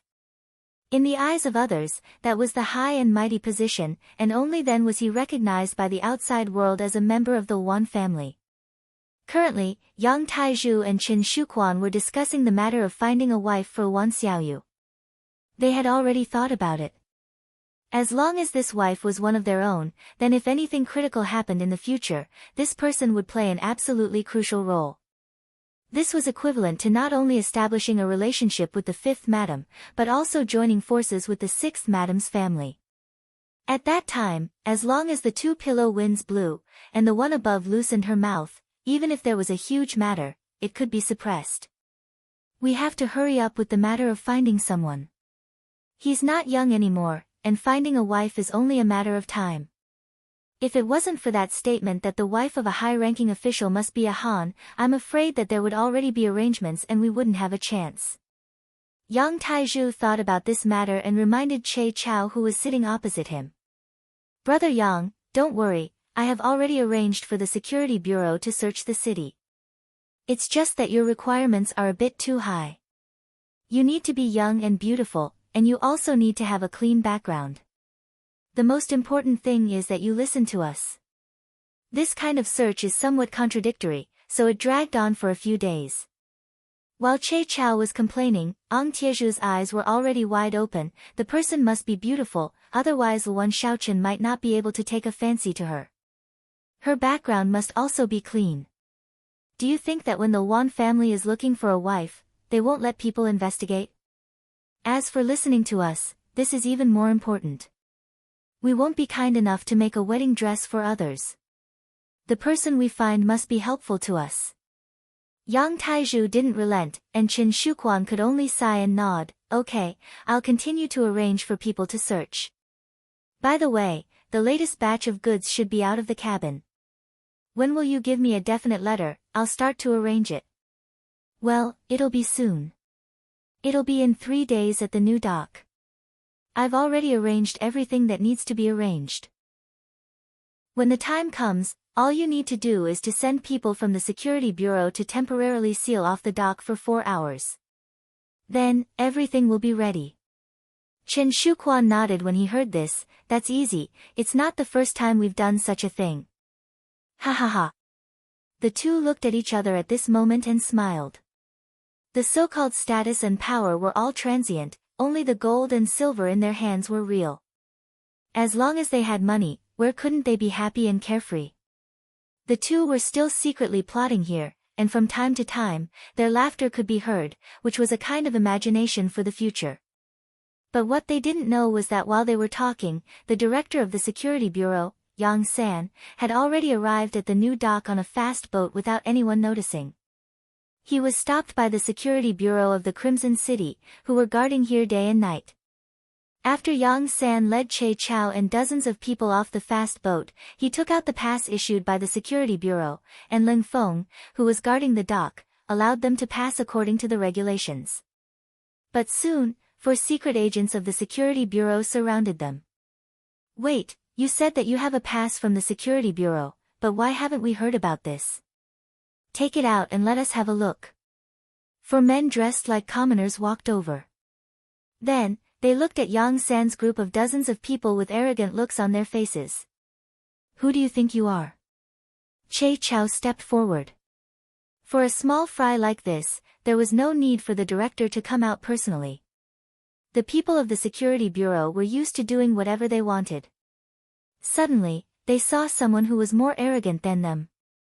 The 4 of them looked at each other, then laughed. Yo, I didn't know that you're so brave. Do you know who we are? Let me tell you, have you heard of the security bureau? You actually want to enter the city under our banner, then you have to go through us first. Chapter 729. The leader had a smug look on his face.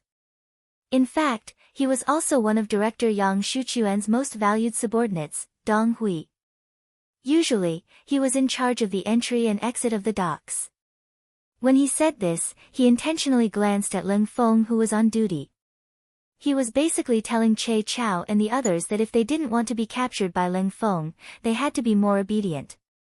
Usually, he would scare others, but this time, he was intimidated by Dong Hui's words.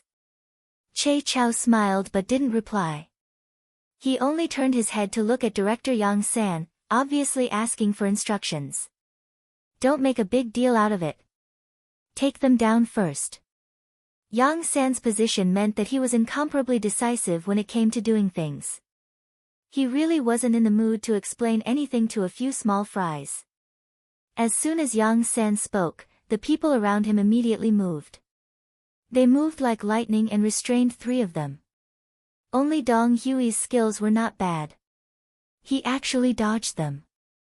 After jumping 3 meters away, he suddenly shouted at Leng Feng, who was on duty, "Come quickly, there's a spy here." As soon as he shouted, the Leng Feng over there moved. As elites, they had long been paying attention to what was happening here. The appearance of Yang San's group was already very eye-catching. It was difficult for dozens of men not to attract attention wherever they went. However, they had the security bureau's credentials. They belonged to 2 different departments, so they had no choice but to let them go. When they saw Dong Hui, who was also from the security bureau, stop them, they thought that it was indeed an internal matter of the security bureau, so they didn't care. However, Dong Hui's sudden shout made them feel that something was wrong, so they swarmed over. The entire squad of Leng Feng only had a few seconds to pull out their guns, then surrounded Yang San and the others. "Put your hands on your heads and squat down. Tell us your true identities, or we'll shoot." The black muzzles were fixed on Yang San and the others. Che Chao first stood in front of Yang San, using his body as a human shield, then said, "We're all on the same side, don't misunderstand." "Who's on the same side as you? You keep saying that you're from the security bureau, but why didn't we receive any orders? You want to play the role of a spy from the security bureau? Your performance is still lacking." Dong Hui jumped out, accusing Che Chao and the others of having a problem with their identities. Che Chao's identity was known to many of the Leng Feng patrolling the area, who often appeared at the docks. Now that he said this, of course, everyone believed him and not Yang San and the others. Che Chao's group, Dong Hui's accusation, everyone had their own opinions. If this continued, the situation would only get worse. Seeing that the situation was about to get out of control, Yang San finally stood up and said, "All of you, shut up." As Yang San spoke, he took out an officer's certificate and handed it to a Class 1 sergeant, Leng Feng. "This is my certificate. It's enough to prove my identity. If you still don't believe me, send someone to the palace with this and find Yang Wu. He will verify everything." Leng of Leng Feng's is Leng, the Leng's is SSS, it's. Seeing that it was a green military ID, squad leader Leng Feng took it without any hesitation. He opened it and saw the words, "Yang San, Director of the Security Bureau, Senior Colonel," written on it. The rank of colonel was also the highest in the mercenary army at that time. Other than Yang Qindong, the 1st Division Commander of the Army, Leng Song, and the 1st Division Commander of the Navy, Gao Xiong, were only at the same rank. However, a senior colonel had appeared in front of him. Leng Feng's expression changed as he looked at Yang San. Speaking of which, if Yang San's military certificate showed that he was a major, or even a lieutenant colonel, it wouldn't have aroused Leng Feng's suspicions. However, the senior colonel was too eye-catching. It gave people a surreal feeling. If that's the case, I'll need to send someone to the palace with this document. I hope you can understand. Class Monitor Leng Feng didn't dare to make a decision at the moment, so he decided to do as the other party said. After all, he knew Yang Wu. Yang Wu would come to the docks to check on things when he had nothing to do. "Sure, but I have a request. No one here is allowed to leave. Also, what happened here must not be spread out before Yang Wu arrives." Yang San nodded. He could understand the other party's actions. They were also doing things according to the rules, but he wouldn't allow others to ruin his big plan. All right. Class Monitor Leng Feng was also very straightforward. After making a promise to Yang San, he sent the vice squad leader out and told him to ride a bicycle to the palace to see Yang Wuyi. Leng Feng didn't speak to him. Instead, after looking at the document, his attitude changed greatly. In Dong Hui's eyes, all of this gave him a bad feeling. The other party claimed to be from the security bureau, but he had never seen them before. Moreover, judging from Ling Feng's attitude towards them, they seemed to be of a very high rank. Could it be that the other party was his superior? When he thought about how the security bureau mostly communicated through a single line, such a possibility existed, his expression became somewhat ugly. The mission that Director Chen Shuquan had given him was to watch here and not allow strangers to come ashore. If there were any, he had to report it. For the sake of his duty, he prepared to leave quietly. But just as he took a step forward, Yang San's voice rang out, "You are very smart and know how to see the situation. It's just that you followed the wrong person. If you can turn over a new leaf, you can be considered a promising talent." He didn't think that his actions would be seen by others. At this moment, Dong Hui knew that he couldn't leave, so he could only turn his head and chuckle. Then, he stood there and waited. He was following orders, and what he did was in accordance with the rules. There was really no need to be afraid of others. Both parties waited here. In less than an hour, the sound of bicycle bells rang out in the distance. Following that, Yang Wu led a group of Ling Feng and appeared here. Even though it was night and the lights at the pier weren't very bright, Yang San still recognized at a glance that this time, it wasn't only Yang Wu who came. The division commander of the army's 1st Division, Ling Song, also appeared with him. Yang Wu was naturally dressed casually, while Ling Song was indeed wearing a senior colonel's military uniform. The 2 bars and 4 fours were extremely dazzling under the light. Seeing that the division commander had arrived, the platoon commander at the pier immediately stood at attention and saluted. Ling Song stopped the bicycle and casually bowed to the soldiers of the Ling Feng. He strode over to Yang San with a smile on his face and said, "Chief Yang, why didn't you say anything before coming? This is a surprise attack, isn't it?" Seeing that not only did the division commander know Yang San, but his attitude was also so warm, the platoon commander at the side naturally retreated to the side. At this moment, Dong Hui's expression also turned ugly. It was obvious that he had made a mistake this time. It seemed that not only was the other party one of his men, but his position was also quite high. Yang San returned the military salute to Ling Song, but there was no smile on his face. After the salute, he said to Che Chao, "Restrain these 4 people, I want to interrogate them later." After making some simple arrangements, Yang San looked at Ling Song and glanced at Yang Wu. He only said one sentence, "Young master is very angry this time." With just one sentence, Yang Wu, who was incomparably famous in Crimson Nest City, who was called Yang Wuyi, immediately lowered his head. Just one sentence was enough to show that the young master was dissatisfied with him. As one of the first 5 servants of the Yang family, they were different from the others. Others might have to rely on military merits to be promoted, but their status rose along with Yang Xie's continuous growth. If one had to describe it, they were the same as the eunuchs by the emperor's side. They only needed to serve Yang Qindong well. It could be said that a single sentence determined their future and life. Now that the master was angry, it meant that Yang Wu didn't do his job well. Yang Wu felt very ashamed. Seeing Yang Wu lower his head, Yang San didn't say anything else. Instead, he looked at Ling Song and said, "Young master is also very dissatisfied with your work. Crimson City is Yang Xie's foundation, yet such a big thing happened. You didn't notice it, didn't report it, and didn't solve it. This time, you lost points." "Yes, I will reflect." Ling Song also lowered his head, looking like he had done something wrong and was very regretful. Logically speaking, with his position in the military, Ling Song was the 1st Regiment commander of the army, the 1st Division commander of the army. Other than Yang Qindong, very few people could suppress him, not even Yang San. However, the problem was that Yang San came as an imperial envoy to solve the problem. His position was completely different. He came as a representative of the 6th Young Master. What he said was also instructed by the 6th Young Master. Other than admitting his mistake, he could only cooperate. There is no use in reflecting. The young master wants to see results. I hope that you can redeem yourselves and cooperate with my work.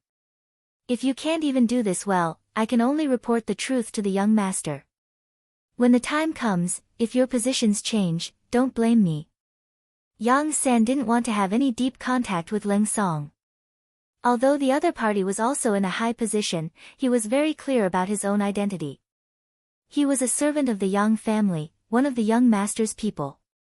He only served the young master and didn't need to care about other people's feelings. Moreover, as the head of the security bureau, if he had too much contact with important members of the military, in the eyes of others, it was inevitable that they would have other thoughts. If that was the case, he couldn't imagine what the result would be. Yang San's official words fell into Ling Song's ears. He didn't even dare to have any thoughts of objecting. Yes, Ling Feng of the army will definitely cooperate. We will definitely cooperate. Very good. That was to lock up Ling Feng in this class first. It's not that they did anything wrong, but this is an important matter. We can't be careless in the slightest. My arrival is still a secret, and definitely can't be spread. Understand? Yang San was satisfied with Ling Song's attitude. He took this opportunity to give his first order after coming ashore. Chapter 730. Understood. Ling Song nodded, then called over an adjutant beside him. He whispered a few words, and someone immediately went to implement this matter. Just as Ling Song finished making the arrangements, Yang San spoke again. From today onwards, the dock will look the same as usual on the surface, but in fact, any personnel and goods entering or leaving the dock will need my permission to go out to sea. In order not to alert the enemy, you can make a move at sea. In short, the dock must be safe and sound. This matter will require Division Commander Ling's attention. As for the matters at sea, I will visit Division Commander Gao Xiong and explain it to him. Good, good. There are no problems on my side. I will personally arrange for people to guard here. Absolutely nothing will happen. Ling Song patted his chest and promised. Thank you for your hard work. Everyone, do what you are supposed to do. Later, write down everything you know about Yang Taizhu and Qin Shuquan on a piece of paper and have someone send it to me. I want to know more about them. Yang San's businesslike face gave off a huge psychological pressure. After saying this, Yang San turned and walked over to Dong Hui and the other three. After arranging the external affairs, it was time to deal with the internal affairs of the Security Bureau. At this time, Dong Hui was no longer as lively as before. Instead, he had a face full of respect and worship. From Che Chao's mouth, he finally knew who he was facing just now. It was actually the boss of the Security Bureau. This made him excited, but also a little afraid. He was excited because he had worshipped the bureau chief for a long time. Now that he could finally see his idol at such a close distance, his heartbeat had already sped up countless times. He was afraid because he had stopped the other party and even almost made a move on him. He didn't know what kind of punishment he would receive for doing something wrong. With these feelings of apprehension, Dong Hui knelt on the ground with a plop the moment Yang San strode into the duty room at the side of the dock. At this moment, he only had one thought, and that was to do his best to make up for what he had done wrong. Yang San boldly sat down on a chair in the duty room. He looked at Dong Hui, who was kneeling on the floor and didn't even dare to raise his head, and said, I heard that you are Qin Shuquan's trusted aide. Have you ever participated in his matters? He thought that the director would reprimand him for his actions just now, but he didn't expect that the director was talking about something else. After a moment of hesitation, Dong Hui immediately shook his head and said, I'm from the Security Bureau. Usually, I only come into contact with Director Chen for work matters, such as guarding the docks and keeping an eye on all suspicious people. As for Director Chen's private affairs, I have no right to participate, nor will I participate. With just a few words, Dong Hui had already made his position clear. That was, he was only Qin Shuquan's subordinate. The reason why he was chosen as Qin Shuquan's confidant was because of his ability. As for personal friendship, there was really nothing to it. This was also one of the rules of the Security Bureau.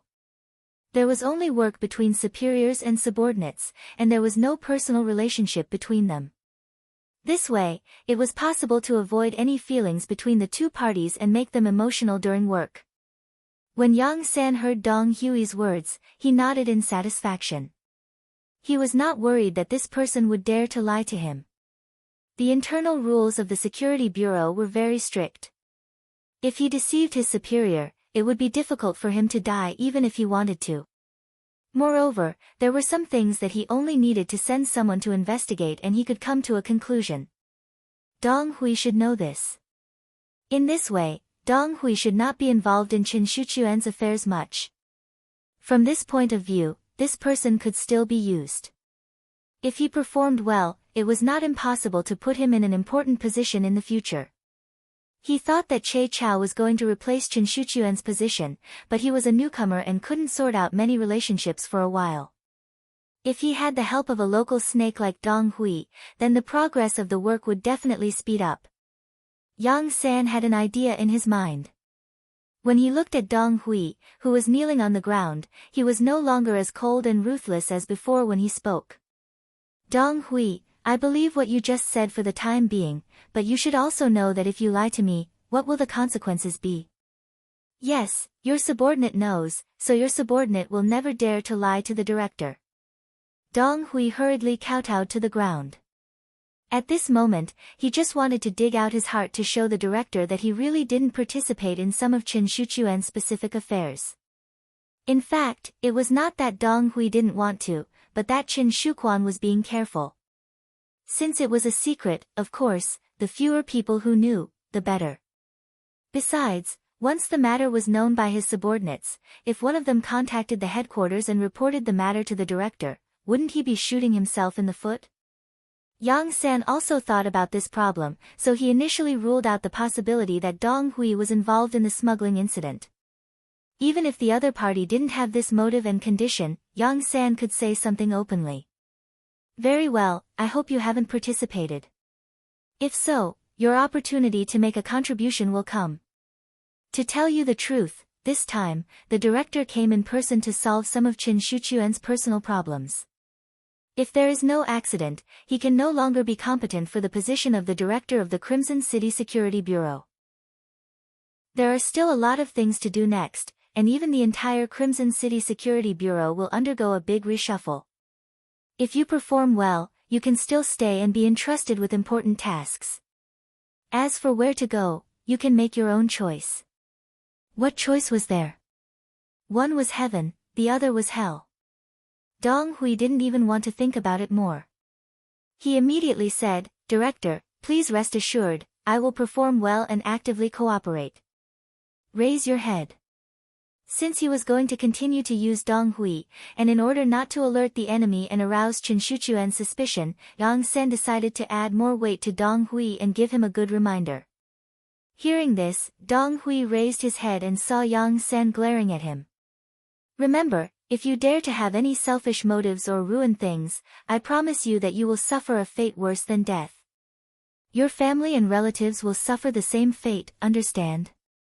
Understood, understood. Dong Hui was really frightened by this gaze, but after raising his head, he immediately lowered it again, trembling all over.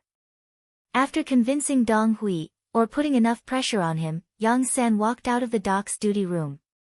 He looked at Che Chao, who was guarding the door, and said, There shouldn't be any problems with this person, but you still need to send someone to check on him. If you're sure there's no problem, use him well. He should be one of your capable assistants in the future. Yes, Director, subordinate understands. Che Chao's expression didn't change, and then began to call people to investigate Dong Hui's situation. At the same time, he also wanted to interrogate the other 3 Security Bureau agents to get first-hand information. Yang San came to Crimson City. Although he was still discovered, he managed to salvage the situation in time. Furthermore, when he found Yang Wu, Leng Song happened to be there as well. With the help of the number 1 person in the army, the matter of him arriving at the dock was suppressed. No one reported, and even the people guarding the dock were pressured by Yang San's power and chose to follow. As the director of Crimson City's Security Bureau, Chen Shuquan didn't know anything. He still did what he was supposed to do, preparing for another smuggling operation in 3 days. Yang Taizhu went to the palace more frequently these 2 days. Of course, with his status, he could not enter the inner palace. He could only meet his wife, Lin Lin, who he spent a lot of effort to catch up with, in the outer palace. He took the opportunity to get information from her, wanting to see if the palace was any different than usual. Since it was Yang Qindong's personal order, all the actions were naturally concealed. Not to mention that Lin Lin was only a servant girl that the 5th Madam fancied. Even the 5th Madam herself didn't know that Yang San came to Crimson City to investigate. After hugging Lin Lin tenderly for a while, Yang Taizhu left the palace with a satisfied face. He didn't find anything wrong, so he decided to do everything according to plan. He thought that after this matter was done, he would have a large sum of money. In the long run, his Yang family would be rich enough to rival a country. At that time, even if there was a possibility of the matter being exposed, he would just leave Crimson City. After he had enough money, even if he formed a team, building a country wouldn't be a problem. Yang Taizhu was sometimes a little arrogant. Since Yang Qindong could do it from scratch, why couldn't he do it with so much money? Nobles, generals, and ministers, it was better to have guts. Doing too much injustice leads to one's own destruction. This sentence was said by the ancients, and the truth also proved the authenticity and reliability of this sentence. 3 days later, when the time came to 9:30 p.m., when the docks began to return to silence, Director Chen Shuquan appeared on time. Just like the previous times when he smuggled goods, he still used the name of the security bureau, saying that he wanted to secretly transport a batch of goods out to sea. With this name, when he brought 60 to 70 carriages of goods all the way to the new docks, no one dared to check. The green light all the way let the goods be sent to the long-prepared cargo ship. While the goods were being loaded, Director Chen Shuquan took out a box of Aries brand cigarettes from his pocket. He took out a stick and put it in his mouth, then took out another stick and handed it to the head of the security bureau, Dong Hui. It had to be said that cigarettes could not only reduce stress and loneliness, but also play a strong role in communication. The cigarette was lit, and the relationship between Chen Shuquan and Dong Hui seemed to be a lot closer at this moment. Dong Hui, did anything happen at the docks during this time?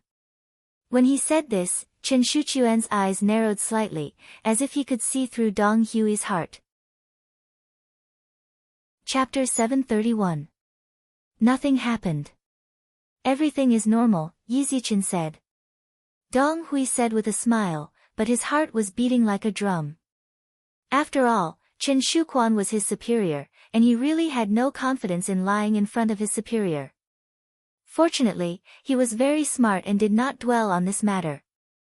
Instead, he took the initiative to change the topic and asked, "Director, are these things to be given to the security bureau personnel outside the island?" "There are a lot of these things." Chen Shuquan, who was still smiling, immediately changed his expression and said seriously, "Have you forgotten the confidentiality rules? Don't ask what you shouldn't ask, don't say what you shouldn't say. How can you know these things with your status? Alright, you must be tired these days. Go home and have a good rest, there's no need for you here." The sudden coldness caused Dong Hui to pretend to be scared. He nodded his head repeatedly and then left. Looking at his back, Chen Shuquan's heart was already filled with killing intent. His subordinate was curious about this batch of goods. This was not a good sign, and it was best to kill the other party once and for all. Dong Hui did not know that Chen Shuquan had the intention to kill him. In fact, even if he knew, he would not be afraid. Right now, his backer was the bureau chief. As for now, since he was kicked out, of course, he had to inform the higher-ups of the news as soon as possible. This was a good opportunity to perform meritorious deeds. In order not to attract Chen Shuquan's attention, Che Chao did not place one of his own people at the dock. He only did 2 things. The first was to control the sea area outside the new dock in Crimson City, and the second was to wait for Dong Hui's news. One in and one out, both points were controlled. Che Chao firmly believed that unless Yang Taizhu and Qin Shuquan did not do anything, they would not be able to escape the big net he set up. But what he did not expect was that the other party would take the bait so quickly. When Dong Hui found Che Chao with sweat all over his forehead and said that their director Qin Shuquan sent dozens of carts of goods to the dock in the name of the security bureau, Che Chao also stood up from his chair excitedly. He often followed Bureau Chief Yang San, so he naturally knew that the security bureau did not inform him about the goods. In other words, tonight's action was completely decided by Qin Shuquan. Since that was the case, there was no doubt that the goods were smuggled. Very good, Dong Hui. You've made a great contribution this time. How about this, I'll give you 50 elite brothers. You take them to capture the backbone of the city's security bureau. As long as they don't resist, don't kill them. If they resist, you can be heavy-handed. In short, do not allow any important personnel to escape or leave our sight. Do you understand? Dong Hui had already used his actions to prove his position. At this moment, Che Chao could be considered to have completely trusted him. Yes, please rest assured, Director Che. I'll get it done right away. Dong Hui was also a little excited. This was a heavy responsibility. From this moment on, not only would he be pulled out of the Qin Shuquan case, but he would also enter the list of meritorious people. It could be imagined that his future would be limitless. Che Chao quickly left with the 50 elites of the security bureau. Che Chao immediately got up and rushed to the place where Director Yang was resting. Not long after, a large net was spread out, and a series of plans on paper became the final practical action. Yang residence. Ever since Yang Shan was tricked by Yang Qindong, he was sent to Baiming from Nanming. After he was sent to Qiqian City, he was given a large residence. He was appointed as the Minister of Foreign Affairs to formulate foreign policies. Yang Shan had contributed greatly to the peaceful liberation of the first Shang dynasty. As a result, his words carried weight in the Ministry of Foreign Affairs. It was said that a weak country had no diplomacy. Although Qiqian City didn't establish a country, it was better than one. Powerful military and economic capabilities made it easy for the Ministry of Foreign Affairs to work with foreign countries. After establishing the two provinces of Vietnam and Laos, the Ministry of Foreign Affairs set up branches there respectively, and its status became even more extraordinary. In addition, Yang Shan and Qiqian City's mayor, Yu Qian, and the Special Inspector Bureau's director, Shen Yu, used to be officials in the same court. All of these made Yang Shan's position unshakable.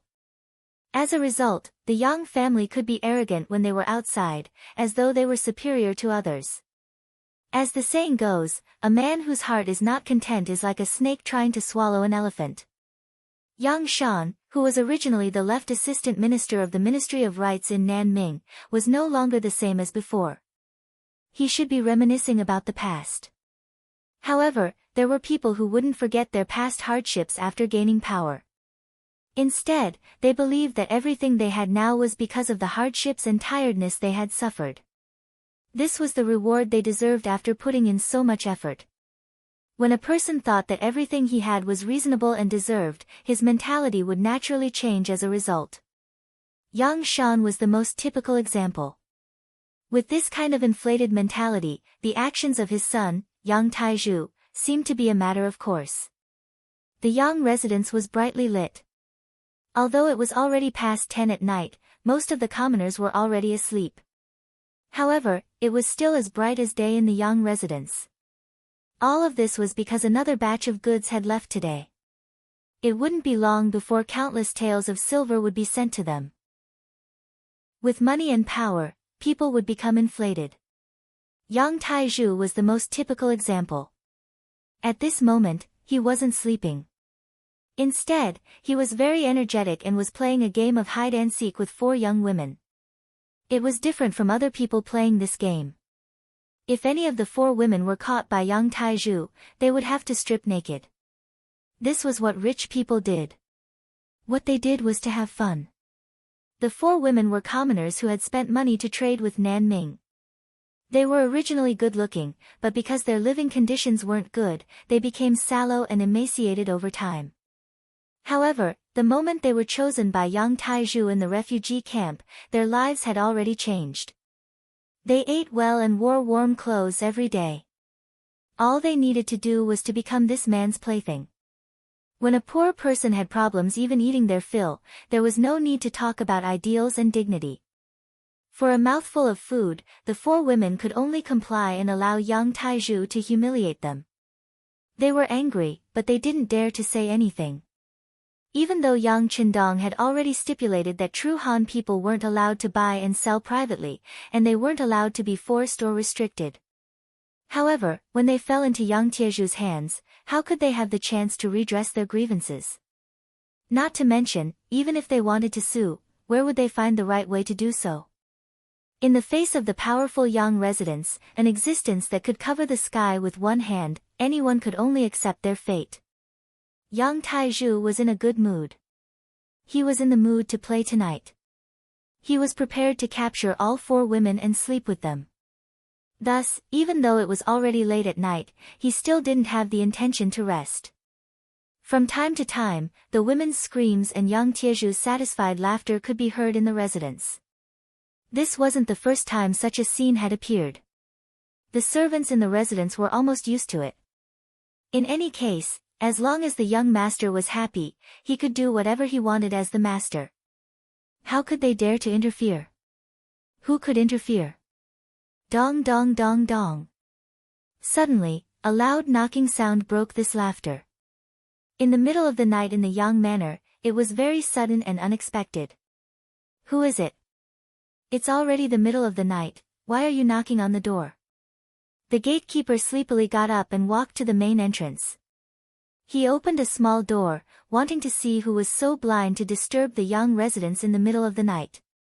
The moment the small door was opened, countless tall figures suddenly appeared in front of him. Then, without waiting for the gatekeeper to do anything or even open his mouth to cry out in alarm, those tall figures rushed in through the small door like fish in the sea.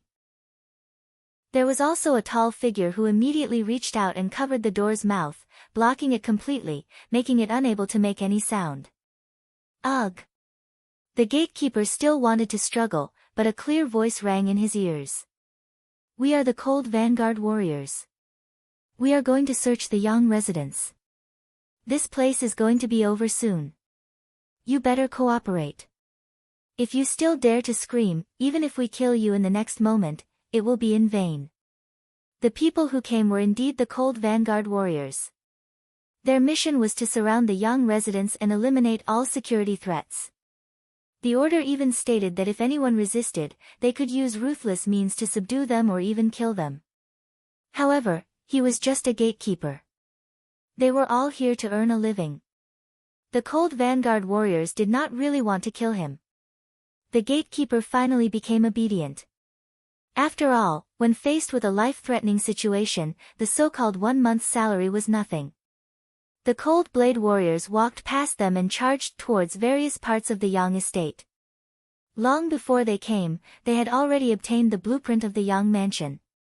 After clearly understanding the situation inside, they could ensure that they could control all the vital points in the shortest amount of time, minimizing the possible resistance and threats that might exist in the Yang mansion to the greatest extent. As more and more Cold Vanguard warriors rushed into the Yang residence, the servants in the residence finally noticed them. Then, there was a series of shouts and screams, causing the entire residence to become chaotic. It also startled Yang Taizhu, who was still playing his game. Young master, this is bad. A lot of Cold Vanguard warriors suddenly appeared in the residence and surrounded us. Our armory has also been sealed by them. What should we do? A burly man who looked like a servant rushed into Yang Tiezhu's courtyard and saw that there were already 2 young ladies dressed in pure white clothes. However, he acted as if he did not see them and spoke with a panicked expression. Chapter 732. Yang Taizhu, whose eyes were still covered by a black cloth, instinctively wanted to fly into a rage when he heard that someone had broken into his backyard. This was his private property, and usually, no one was allowed to enter without orders. Otherwise, there would only be one result, death. Just as he was about to flare up, he suddenly froze when he heard that Ling Feng had barged into his residence.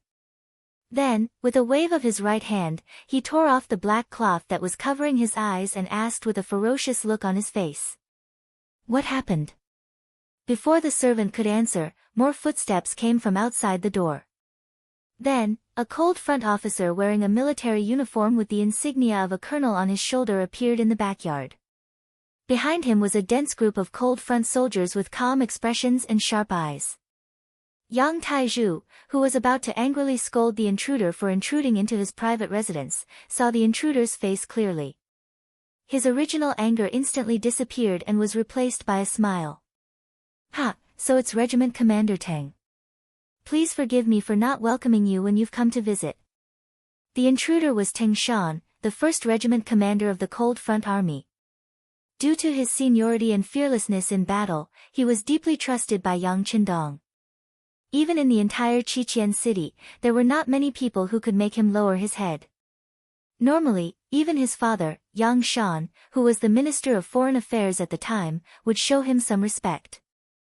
Seeing that it was this person who appeared in his residence, although Yang Taizhu was furious, he still didn't lose his temper. Teng Shan didn't immediately answer Yang Taizhu's question. He only glanced behind Yang Taizhu. When he saw that 2 of the 4 women were only wearing a thin layer of green gauze while the other 2 were already clean, he frowned slightly. "The 4 of you should immediately find clothes and put them on. It's really immoral to be like this." The 4 ladies were already frightened by the cold blade warriors who rushed in. When they heard Teng Shan's words, it was as if they had heard the sound of nature. They hurriedly retreated to look for clothes, but before that, they still looked at Yang Taizhu with pleading eyes. This person was their master. If he didn't say anything, they wouldn't dare to act rashly. Even though their current clothes were very embarrassing and they had already abandoned their dignity, they still stood there foolishly after a long time of getting used to it. "All right, go and put on your clothes." Yang Taizhu forced a smile and said to the 4 women. Only then did the 4 beautiful figures quickly disappear. When Yang Taizhu was left standing there alone, he said to Teng Shan in a fawning tone, "Regiment Commander Tang, I don't know what made you so angry. If there's anything I can do for you, I will definitely do my best. How about this? It's really tiring for the brothers to carry out a mission so late at night. Why don't you all receive 10 silvers as compensation?" Yang Taizhu said as he observed the changes in Teng Shan. He was not too flustered in his heart. Firstly, his background was deep enough. His father was in the residence and he was the Minister of Foreign Affairs. His wife, Lin Lin, was also in the palace serving the 5th Madam. She was his biggest trump card. If something happened to him, she would definitely not sit back and do nothing. Secondly, he was confident that no one could blackmail him. This was also why he was very confident in Qin Shuquan, the director of the Security Bureau. All along, the Security Bureau had been a unified system. Even the military had no right to question or investigate what they did in Crimson City. Of course, it was not that he did not think that something might have happened to Qin Shuquan, but he quickly denied it in his heart. Qin Shuquan was the director of the Security Bureau in Crimson City. He was the #1 existence. Who could investigate him? Who had the authority to investigate him? No matter what, even if something really happened to Qin Shuquan and he was investigated. What did that have to do with him? He was a good citizen. Although he had been working with Qin Shuquan, he did not leave any evidence. Even if something happened to the other party, there was no evidence to blame him. Not to mention, as long as something didn't happen immediately, with his father and Madam's relationship, after some interaction, he would definitely be able to turn big things into small ones. Yang Taizhu was very confident. When he looked at Teng Shan, he was no longer as afraid as before. He even openly mentioned the matter of bribery. From this, it could be seen how bold he was. Hearing that Yang Taizhu wanted to give the Leng Feng soldiers money for their hard work, Teng Shan chuckled. 10 silvers for a soldier, young Master Yang is really generous. These words were said with a smile, so Yang Taizhu was unable to see the other party's true intentions. He could only smile apologetically and continue. It's nothing, it's nothing. The Lengfeng soldiers have sacrificed so much for the entire city and island. It's only right for me to contribute a little. It's only right.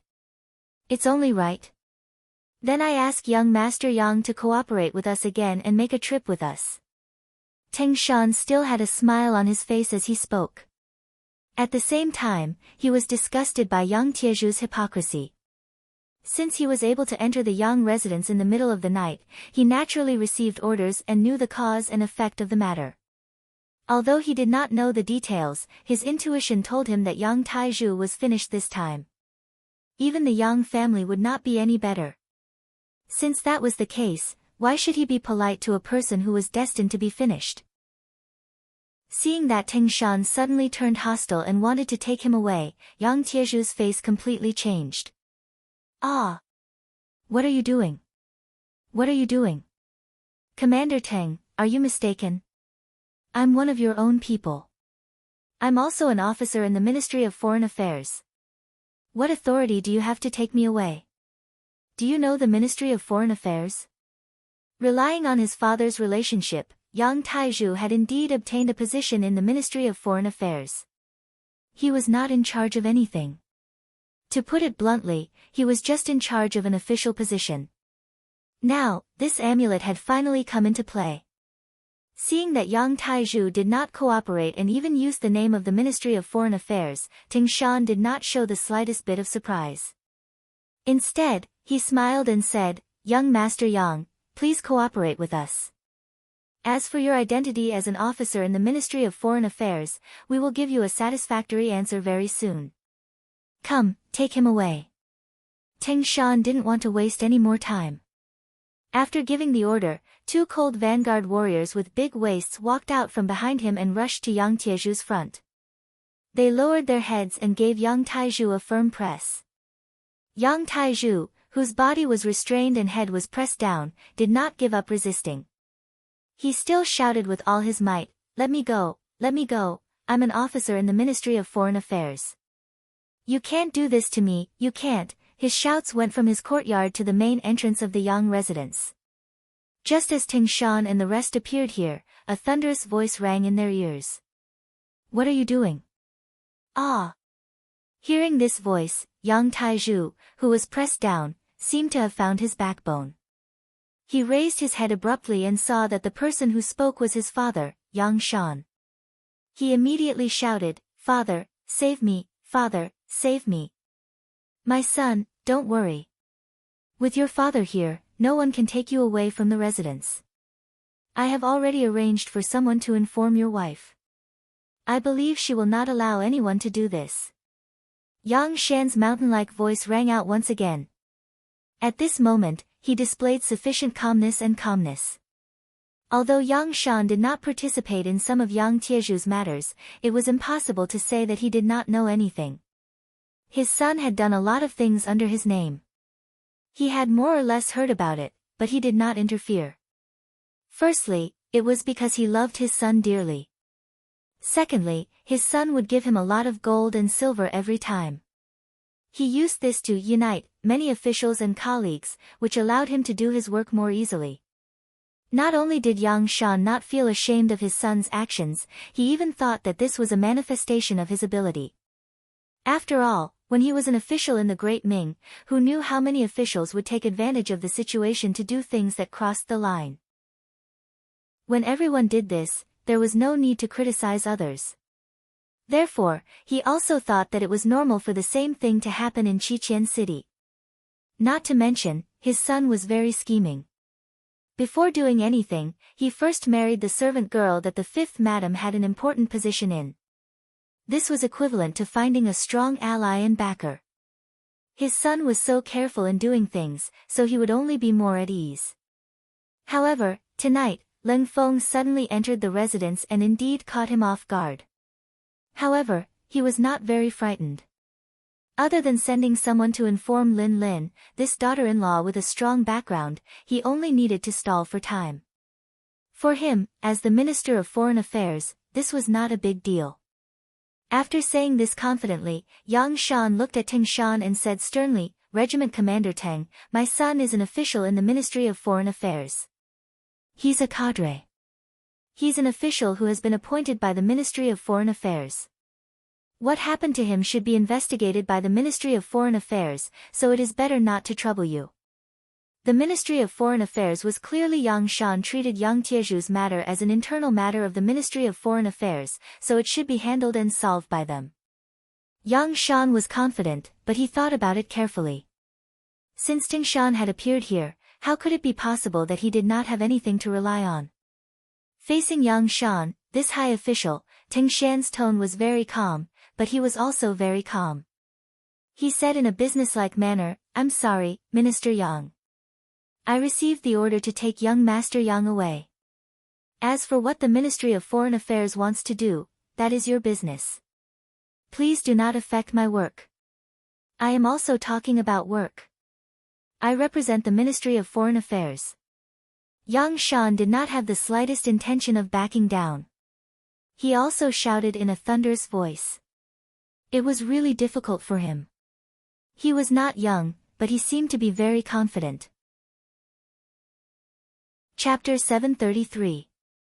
This time, Yang Shan wanted to use his seniority to oppress the other party. It was true that Yang Qindong had his eyes on Teng Shan, but he was only a regiment commander. Facing the Minister of Foreign Affairs, there was still a lot of pressure. Just as the situation became tense, a thunderous voice suddenly came from behind the Leng Feng. I'm sorry, Minister Yang, but you can no longer represent the Ministry of Foreign Affairs. As the voice fell, a group of people walked out from behind the crowd. When they saw this group of people, all the Leng Feng involuntarily took a step back and showed a very respectful expression. This was because the three people who came were of high status. Two of them were of high status. They were Yang Wu, Leng Song, and Ma Dali. There was no need to say much about Yang Wu. When Yang Qindong was in Crimson City, he was the Minister of Foreign Affairs representative. His status was even higher than City Lord Yu Qian. Leng Song was the commander of the army's 1st Division and was known as the #1 person in the army. There were even rumors that the 1st Division would become the 1st Army. When that time came, if there were no accidents, the position of 1st Army commander would fall on him. He was also the superior of all the Leng Feng in the city. His every move was naturally very eye-catching. The third person was Ma Dali. Although his name was very domineering and he looked very burly, he had an official status. He was the first deputy minister of the Ministry of Foreign Affairs. Someone once said that the people in the Ministry of Foreign Affairs should be eloquent and look kind. Only then would it be helpful for both sides to negotiate. A brawny man like Ma Dali shouldn't be in such a team. However, when everyone thought that it was inappropriate, Yang Qindong did the opposite.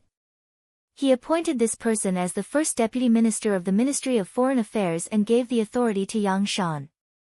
The reason why he did this was because what Yang Xia needed now was a strong Minister of Foreign Affairs. Ma Dali fit this role perfectly.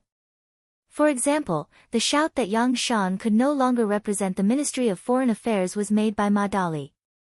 When the three of them appeared, the pressure on Teng Shan was greatly reduced. Yang Taizhu also lowered his head. He knew very well that this situation was not something his father could handle. Perhaps when Madame arrived, she could represent 5th Madame to deal with these people. Yang Taizhu placed his hopes on his wife. Yang Shan's expression changed rapidly at this moment, especially when he saw Ma Dali appear. His eyelids twitched violently, and his intuition told him that things were not going well. However, for the sake of his son's safety, he had to hold on until his daughter-in-law arrived. So it's 5th Master Yang and Division Master Leng. Your presence brings light to my humble abode, but why didn't you inform me in advance so that I could go out and welcome you? Yang Shan was indeed someone who often dealt with people. His expression quickly returned to normal. He smiled at Yang Wu and Leng Song, as if they were old friends who had a very good relationship. On the other hand, Ma Dali, who was standing beside the two of them, turned a blind eye. Ma Dali was only his assistant. Choosing to ignore him at this moment showed how domineering he was. Yang Shan wanted to use this to tell everyone that those who were not as high as him and those who were not as high as him should not speak anymore. He would not listen either.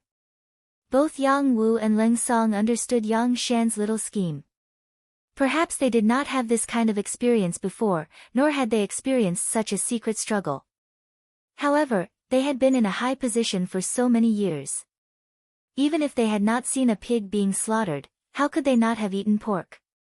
In such a big environment, it was not something that could be avoided just because one wanted to. Some things had long been accustomed to. Not only did they understand Yang Shan's little scheme, but they also knew very well in their hearts. Leng Song smiled when he saw that Yang Shan had made his move. Then, he said, "It's just to catch a person. How could we alarm Division Master Yang?" When Leng Song said this, Yang Shan also smiled. Anyone could tell that this was not a hearty laugh, but a sneer. Division Master Leng makes it sound so easy. This time, the person you want to catch is my son. As a parent, I think I have the right to know what is going on. However, I wonder if Division Master Leng can tell me what crime my son committed. Do you have any evidence? Yang Shan asked in return. His voice did not contain any emotional fluctuations, but anyone could tell that he was on the verge of exploding. It seemed that if a reasonable answer was not given, he would stop them from taking the person away. Who was Yang Shan? During the reign of Ren Xuanji, he became an official of the Great Ming Dynasty. Later, when Zhu Qizhen took over, he was already the assistant minister of the Ministry of Rights. He had also experienced the Tumma Revolution. In the end, he went to the southern Ming dynasty under the protection and help of Yang Qindong. Such an experienced person who was used to deceiving and deceiving each other had long since mastered the art of calmness. He wouldn't be so easily angered. However, he still pretended to be like this. It was tantamount to showing his determination to protect his son's safety. At the same time, he was stalling for time and waiting for his daughter-in-law to arrive. He was also testing Leng Song's confidence. He wanted to see what kind of evidence the other party had and what he needed to do if he wanted to protect his son. Yang Shan stood up. He had single-handedly carried Yang Wu and Leng Song, the two great mountains who had come to the manor. His boldness was enough, and his courage was admirable. If it was some ordinary small matter, he would have to give face and let him go if he personally stood up. What was pitiful was that this time, the order was personally given by the sixth young master. No matter how determined Yang Shan was, he could not overturn the situation this time. The reason why they did not use thunderous methods was because the batch of things that had been sent to the sea had not been shipped back. They could not be completely sure what was inside. Without any definite information, Leng Song was not in a hurry to make the final move. Instead, he chuckled and said, "This is strange. Doesn't your son know what he has done? Why is he asking me about it?" "Commander Leng, I did not do anything. You are accusing me wrongly. It is nothing more than your military being envious of our Ministry of Foreign Affairs. You are accusing me wrongly." Although Yang Taizhu, who was being escorted, was restrained, his mouth was not sealed. He could still speak. Seeing that his father was exonerating him, he took the opportunity to shout and shout. Of course, no one knew how true these words were. Most importantly, Yang Wu was here. If he heard some of these words, would he think that this matter was originally due to the conflict between the Ministry of Foreign Affairs and the military department, and that was why this happened?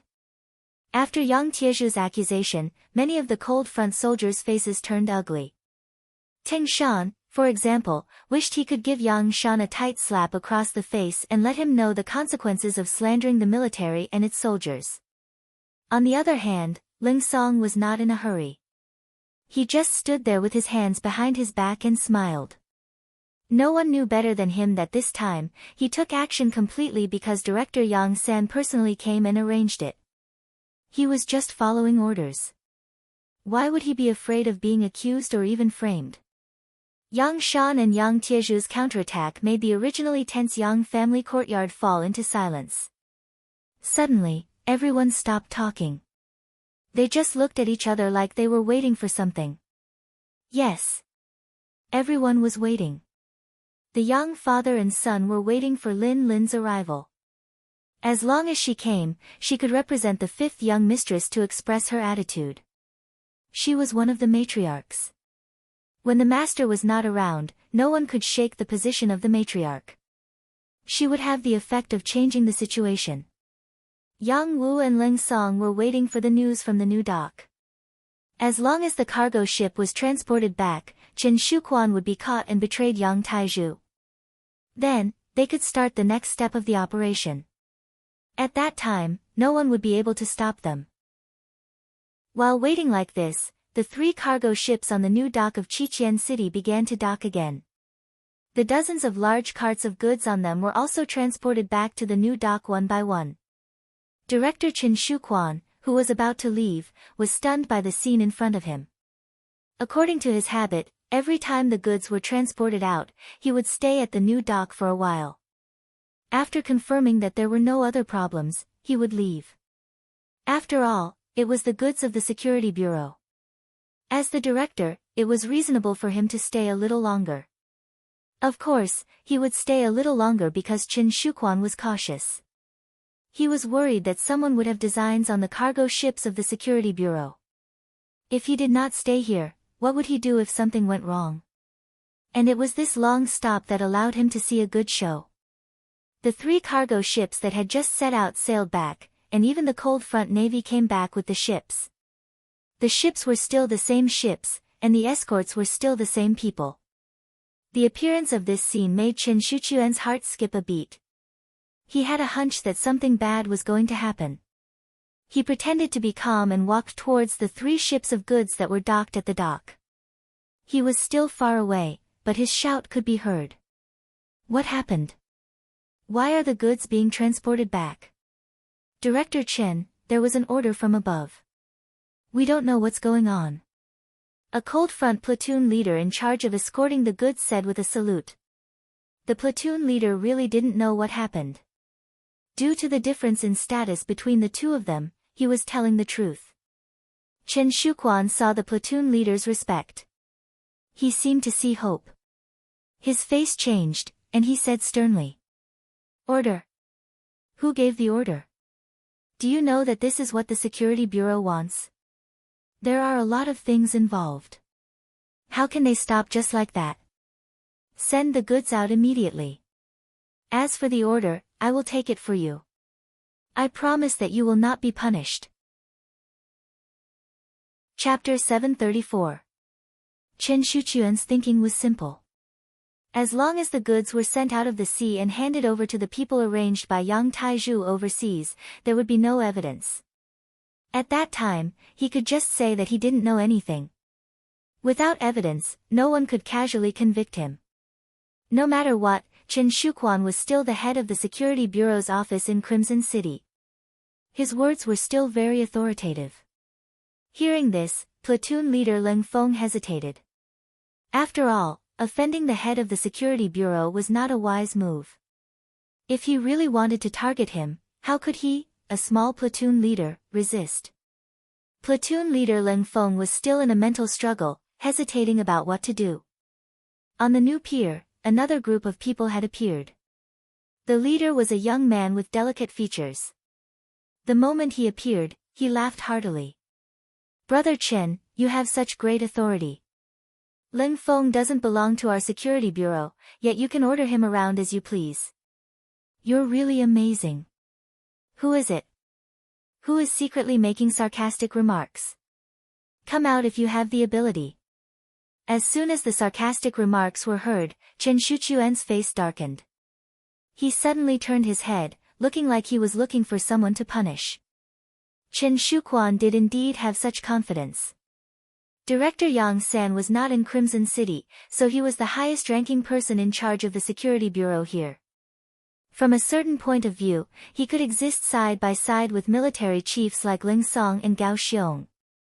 Even if the people from the political department came, he could still wrestle with them. Due to the confidentiality rules, the Security Bureau was independent of any system and was directly under the 6th Young Master's jurisdiction.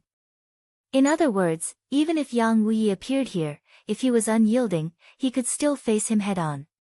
Of course, all of this was limited to the other party not receiving the sixth young master's orders. Thinking about how he dared to face Yang Wuyi, what a proud existence he was. It was no wonder that when he heard people talking about him like this, he immediately shouted like a plucked rooster. Ha ha ha, Brother Chen, I haven't been hiding in the dark. I've been standing here all this time. It's just that your standards are too high and you didn't notice me. As the laughter continued, Che Chao led a group of 20 members of the Security Bureau's operations team that had been transferred from various places to Qin Shuquan. A group of people strode over. Because it was dark, they couldn't see clearly, but Qin Shuquan's expression had already begun to change. Since the other party was so fearless, his identity must not be simple. Moreover, the goods were right in front of him.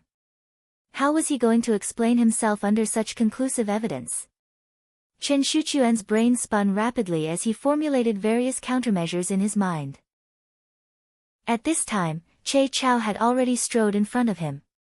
With the help of the street lights on the pier, they could finally see each other clearly. At this moment, Qin Shuquan's face was filled with shock.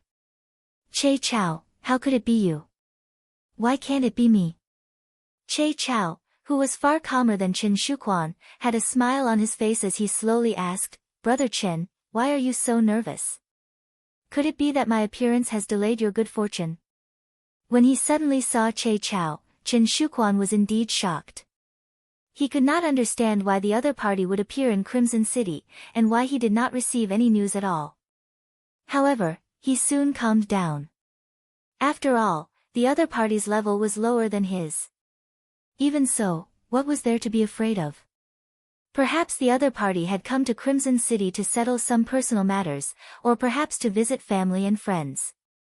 At this point, it must be said that the majority of the staff of the Security Bureau lived in the dark, and the mental pressure was immense. Therefore, every year, they would have a normal holiday to return to society and be an ordinary person. Otherwise, they would be driven crazy. Qin Shuquan thought that Che Chao was probably on vacation, and he just happened to appear in Crimson City, which was why this scene was happening in front of him. It could be said that he was comforting himself, but in short, Qin Shuquan quickly calmed down and strode towards Che Chao. As he walked, he said, Brother Che, it's not that I want to nag you, but since you've come to Crimson City, you should at least greet me so that I can do my part as a host, right? Qin Shuquan took the initiative to get close to Che Chao, and Che Chao also smiled and replied, Hey, I know that Brother Qin is busy, so I didn't come to disturb you. Please don't blame me. Che Chao being so polite made Qin Shuquan feel more at ease, and the smile on his face grew wider. What do you mean by disturb? You don't treat me as one of your own. Just based on this point, you should be punished. How about this, I'll punish you with 3 cups of wine tonight. Ha, let's go, I'll find a place to welcome you. As he spoke, Qin Shuquan's large hand had already landed on Che Chao's shoulder. Those who didn't know would think that their relationship was very good. Che Chao, who was originally cupping his fists and apologizing, was waiting for Qin Shuquan's hand to land on his shoulder. The smile on his face suddenly disappeared, and was replaced by a cold expression. His large hand suddenly grabbed Qin Shuquan's arm from his chest, and then with a twist, he pulled Qin Shuquan into his embrace, and a Type 54 firearm was pressed against Qin Shuquan's temple. I'm sorry, Director Chen, I have important matters to attend to, so I don't have the time to drink with you. The sudden change in the situation made Qin Shuquan's subordinates, who were watching everything with a smile, stunned. Then, under the conditioned reflex of their years of training, a few of them reached into their waists, pulled out the knives on their waist, and shouted. What are you doing? Release Director Qin immediately. Don't be agitated, let's observe the situation first. Dong Hui, who was mixed in the crowd, played a role at this time. He stretched out his arms, stopping everyone from being impulsive, and gave a few of his subordinates a look. Under Dong Hui's lead, a few of his subordinates also joined the ranks of persuading everyone not to be impulsive, causing the originally tense atmosphere to be suppressed. At this time, Chen Shuquan was in Che Chao's embrace, facing his subordinates. Seeing Dong Hui's performance, his eyes seemed to be about to pop out. But at this time, he also knew that this was not the time to fight with Dong Hui. His opponent was still Che Chao. Old brother Che, what are you doing? Do you know that everything you're doing is offending your superiors? Do you know, according to our internal family law, if you do this, not only will you die, your family won't get any benefits?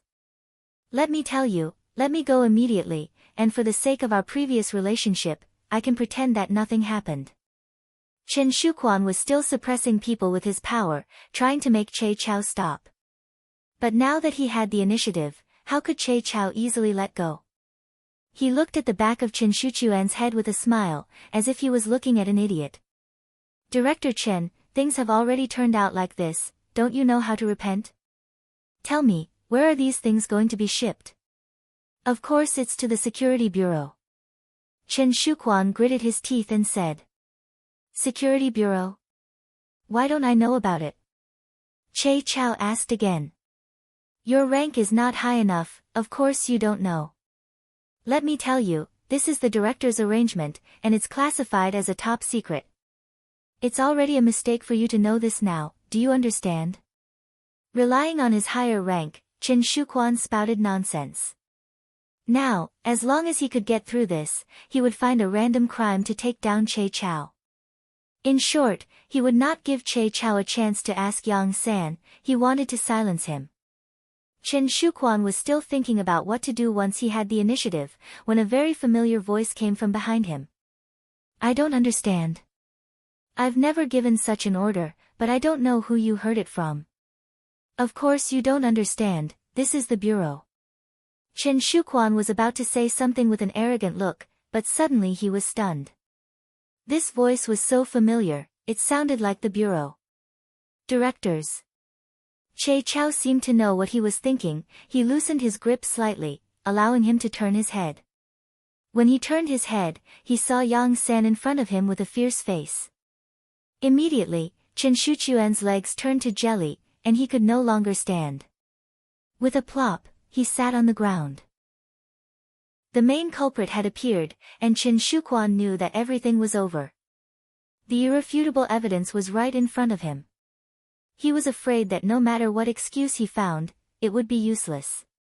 When he thought of the director's means and the family law of the Security Bureau, it was really difficult for him to die even if he wanted to. His face turned pale at this moment. Bureau. Director, I was wrong, Yang Taizhu forced me to do everything, I was too greedy.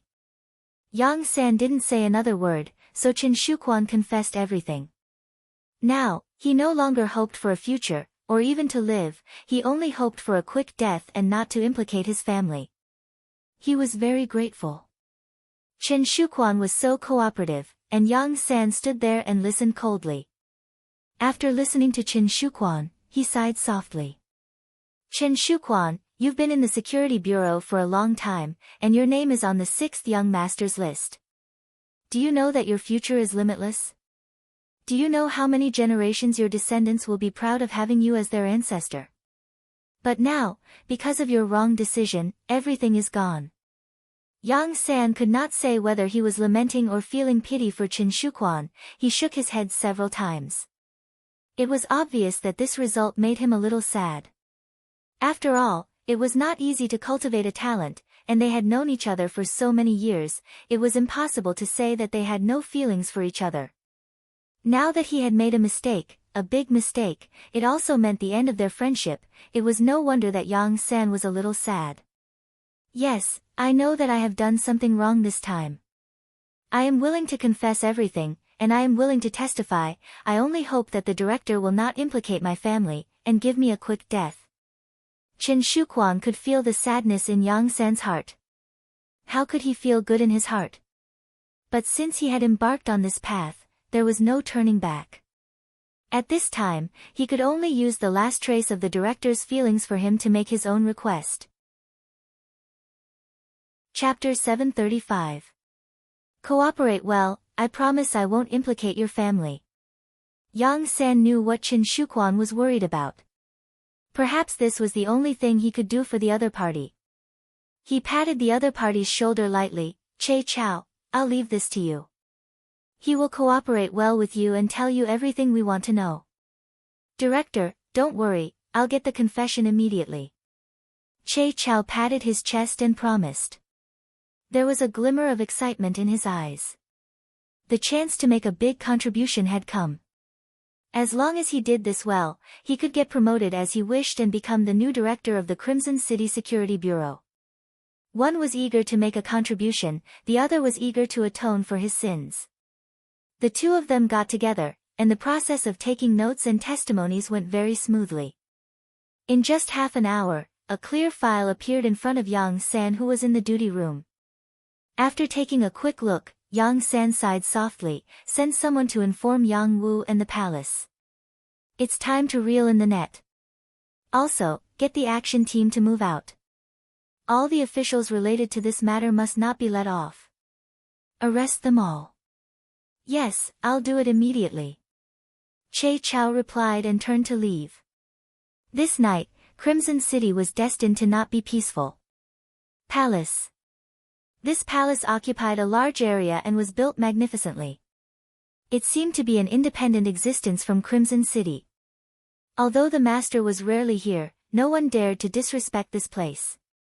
So much so that anyone who walked out of this place could issue orders, and they all had a higher status than anyone else.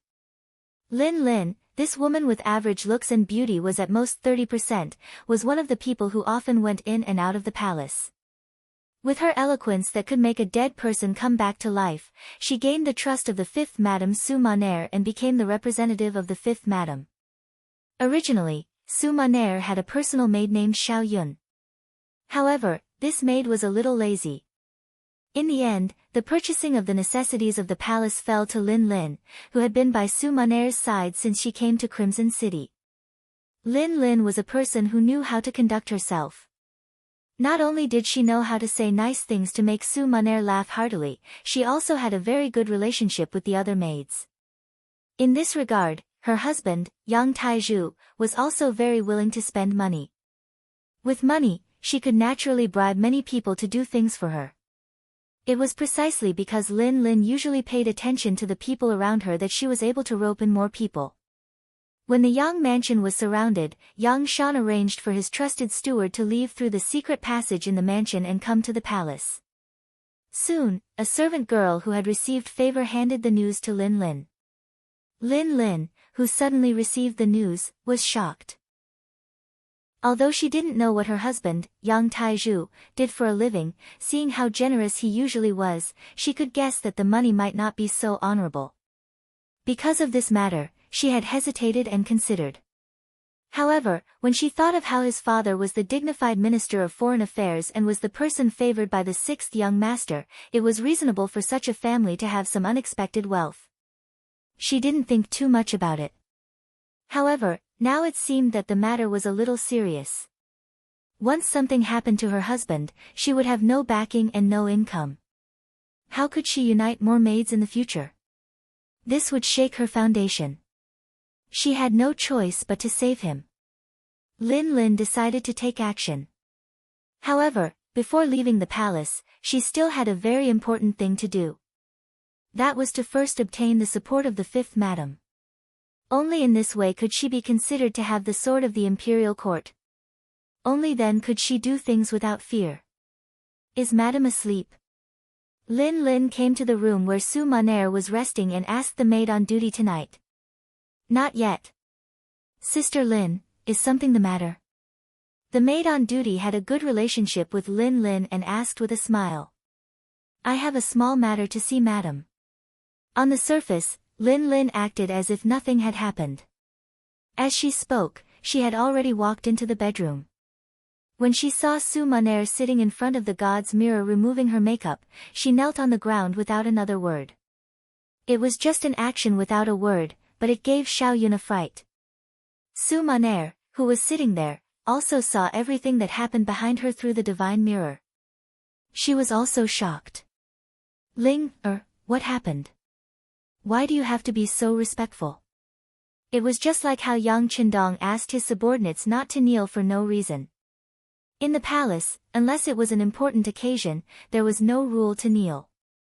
Madam, please save Save the life of my husband's family. With a tear-stained face, Lin Lin looked like an excellent actress at this moment. She spoke as if she had been wronged. What's going on? Stand up and talk. Su Maner's expression became much more serious when she heard this. This maid who was very considerate of her was married to the son of the Minister of Foreign Affairs, Yang Shan. What exactly happened that even Minister Yang was unable to save her? Su Maner, who had already thought of the wording, started to distort the truth. She said that Minister Yang had long made people jealous because of his high position and power. She said that the Yang family had a relationship with Madame again, causing some people to be jealous. She said that it was not a matter of a day for everyone to overthrow Minister Yang and so on. In the end, Lin Lin said bluntly, Madam, the downfall of my husband's family is a small matter, but it will affect Madam's reputation. What's more, there will be people who want to take the opportunity to attack the sixth young master's prestige. This is a big matter. The sixth young master is not in the city all year round, and the development of the city is so prosperous. It's hard to tell what's in a person's heart. Su Maner did not pay much attention to the previous words. Even if it involved herself, she did not pay much attention to it. It was enough for her husband to know what kind of person she was. As for the opinions of others, she did not care at all. Because without her husband, she was probably a dead person now.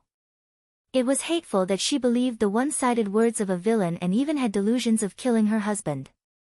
Now that she thought about it, she really regretted it. All of this made Su Maner extremely grateful to Yang Qindong. She would not allow anyone to threaten her husband's safety, even if her reputation was damaged. Now that she heard that someone actually had such an idea, how could she not be angry? She glared and said, how preposterous. Is it true that because my husband is not around, some people want to indulge in wild fantasies? Yes, madam. This matter is not a small matter. Please make a decision. Seeing that Su Maner had fallen into a trap, Lin Lin was overjoyed and continued to instigate her. Lin Lin was asking what to do next. Should she help the Yang family? In this way, it would be equivalent to indirectly helping her. Su Maner understood the hidden meaning in his words.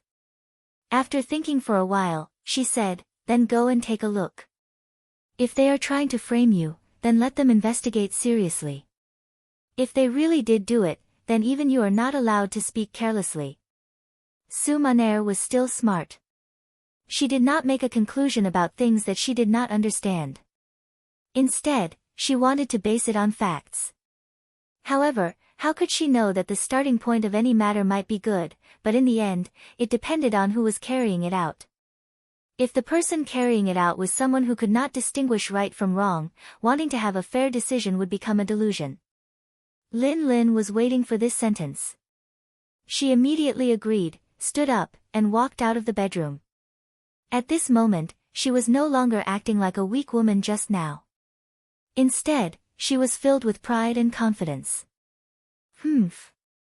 Since you dare to go against my husband's family, then you can wait to be dealt with. After receiving Su Maner's support, Lin Lin seemed to have changed into a different person. When she walked out of the palace, her expression was filled with confidence. She wanted to use the name of a tiger. What could others do about it? Leading 4 maids, Lin Lin walked in front with large strides. Her arrogant appearance made her look like a master. Along the way, all the maids who met her stopped in their tracks from afar.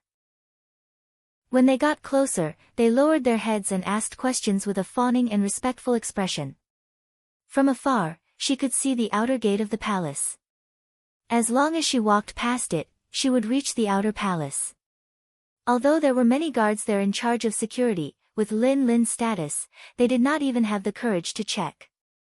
It could be said that once she passed through the gate, she would be free to fly. Lin Lin's face subconsciously revealed a victorious smile. However, at this moment, a light shout sounded behind her. Are you Lin Lin? Wait a moment. Someone suddenly shouted her name behind her. Out of instinct, Lin Lin stopped in her tracks. When she turned around, she saw a group of people coming from afar. She recognized the leader. It was First Madam's personal maid, Xiao Qing. Beside Xiao Qing was the palace's head maid, Tai Jie. Sister Xiao Qing. After seeing that it was the young miss, Lin Lin immediately put away her arrogant expression and showed a very well-behaved appearance. She even intentionally bowed. This was the etiquette that only a servant would show to a master. It was no wonder that Lin Lin was so careful. Although she was valued by the fifth madam and was considered a superior existence among the maids, she was still nothing in front of Xiao Qing. She was First Madam's favorite and had grown up with First Madam. Putting aside the fact that their relationship had been nurtured since they were young, Xiao Qing's husband, Sun Chuang, was already a battalion officer. Even the sixth young master had taken note of him. It could be said that his future was bright. Normally, such a person could open her own residence and be a mistress. However, she didn't. Instead, she stayed by the eldest madam's side and served her wholeheartedly. Just based on this, which maid in the palace didn't respect her? Which maid dared to give her a hard time? The sudden appearance of little Qing forced Lin Lin to stop her footsteps and stand there with a respectful expression. Chapter 736. Little Qing took small steps and soon arrived in front of Lin Lin. She first looked her up and down and then asked with a smile, "Little sister Lin Lin, it's so late. Where are you going?" If someone else asked her this question, Lin Lin could choose not to answer. They were all maids. One served the first madam and the other served the fifth madam. They usually minded their own business. But since it was little Qing who asked the question, Lin Lin had to answer, "It's like this. The fifth madam has something for me to do. So I left the palace late at night." "I see. Since it's like this, you don't have to go. Go back and wait for the news." Little Qing nodded and then said slowly, "HM." Lin Lin was also confused by this sentence. She looked up and said to little Qing, "Sister Little Qing, I don't know if you didn't hear clearly. I went out this time on the fifth madam's orders." I know. That's why I told you to go back and wait." Little Qing didn't wait for her to finish and stopped her. Then she turned her head and looked at the 8 maids behind her, especially the leader, Tai Jie, and said, "Listen well. Send little sister Little Qing and the others back. Don't wander around outside." After saying this casually, little Qing turned and left. She didn't even want to explain. The 8 maids behind her all stayed and stared at Lin Lin and the others. It seemed that if they didn't listen, then don't blame them for being rude. She was stopped. Even though it was little Qing who gave this order, Lin Lin was still a bit unconvinced. Although she could go back and ask fifth madam again, it would inevitably delay time. Who knew if there would be any changes in the situation? So her eyes moved and she looked at the 8 maids surrounding her. She smiled and said, "Sisters, we're all maids and it's not easy for us. Why don't you make it easy? If you do me a favor, I will remember it in my heart." As she spoke, Lin Lin took out a stack of banknotes from her sleeves. The smallest banknote on the stack was worth 100 taels. She took out 800 taels. One had to say that Lin Lin was very generous. If it was any other time, the maids below would be beaming with joy and would say some words of blessings as they received the banknotes. However, it was a pity that this time, the trick that worked every single time did not work. The faces of the 8 maids didn't change at all. The leader, Tai Jie, acted as if she didn't see the banknotes and said, "Lin Lin, you'd better not make things difficult for us. Be obedient. Otherwise, once we start fighting, it will be really embarrassing." After getting the cold shoulder, Lin Lin's face became very ugly. She gritted her teeth and said, "Okay, then I'll go find the fifth madam. I don't believe that there's no justice in the palace." As she spoke, she turned around angrily and walked straight to the palace where the fifth madam was resting. At this time, Lin Lin didn't know that her backer, the fifth madam, had been invited to the first madam's palace. Not only Madame Wu, but Madame Shui, the third madam, was also there. At this time, they were reading a telegram sent by Yang Qindong, which talked about some things about Yang Taizhu. Su Maner had just left when she received a message saying that the first madam had invited her. In the days when Yang Qindong was not around, the master of the palace was naturally the first madam, Hu Yan. Now that the first madam had given the order, not to mention that she had not yet rested, even if she had rested, she still had to get dressed and get up. Su Maner didn't dare to delay.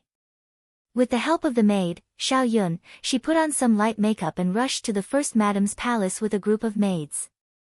As soon as she entered the hall, she saw that Hu Yan and Madame Shui had already taken their seats. "Fifth sister, you're here. Come and sit." Seeing Su Maner appear, Hu Yan's face didn't have the slightest hint of anger or condemnation because she already knew that Lin Lin's actions were carried out behind Su Maner's back. In fact, this sister of hers didn't know anything. Su Maner really didn't know anything. Since the first madam called her, she naturally sat down.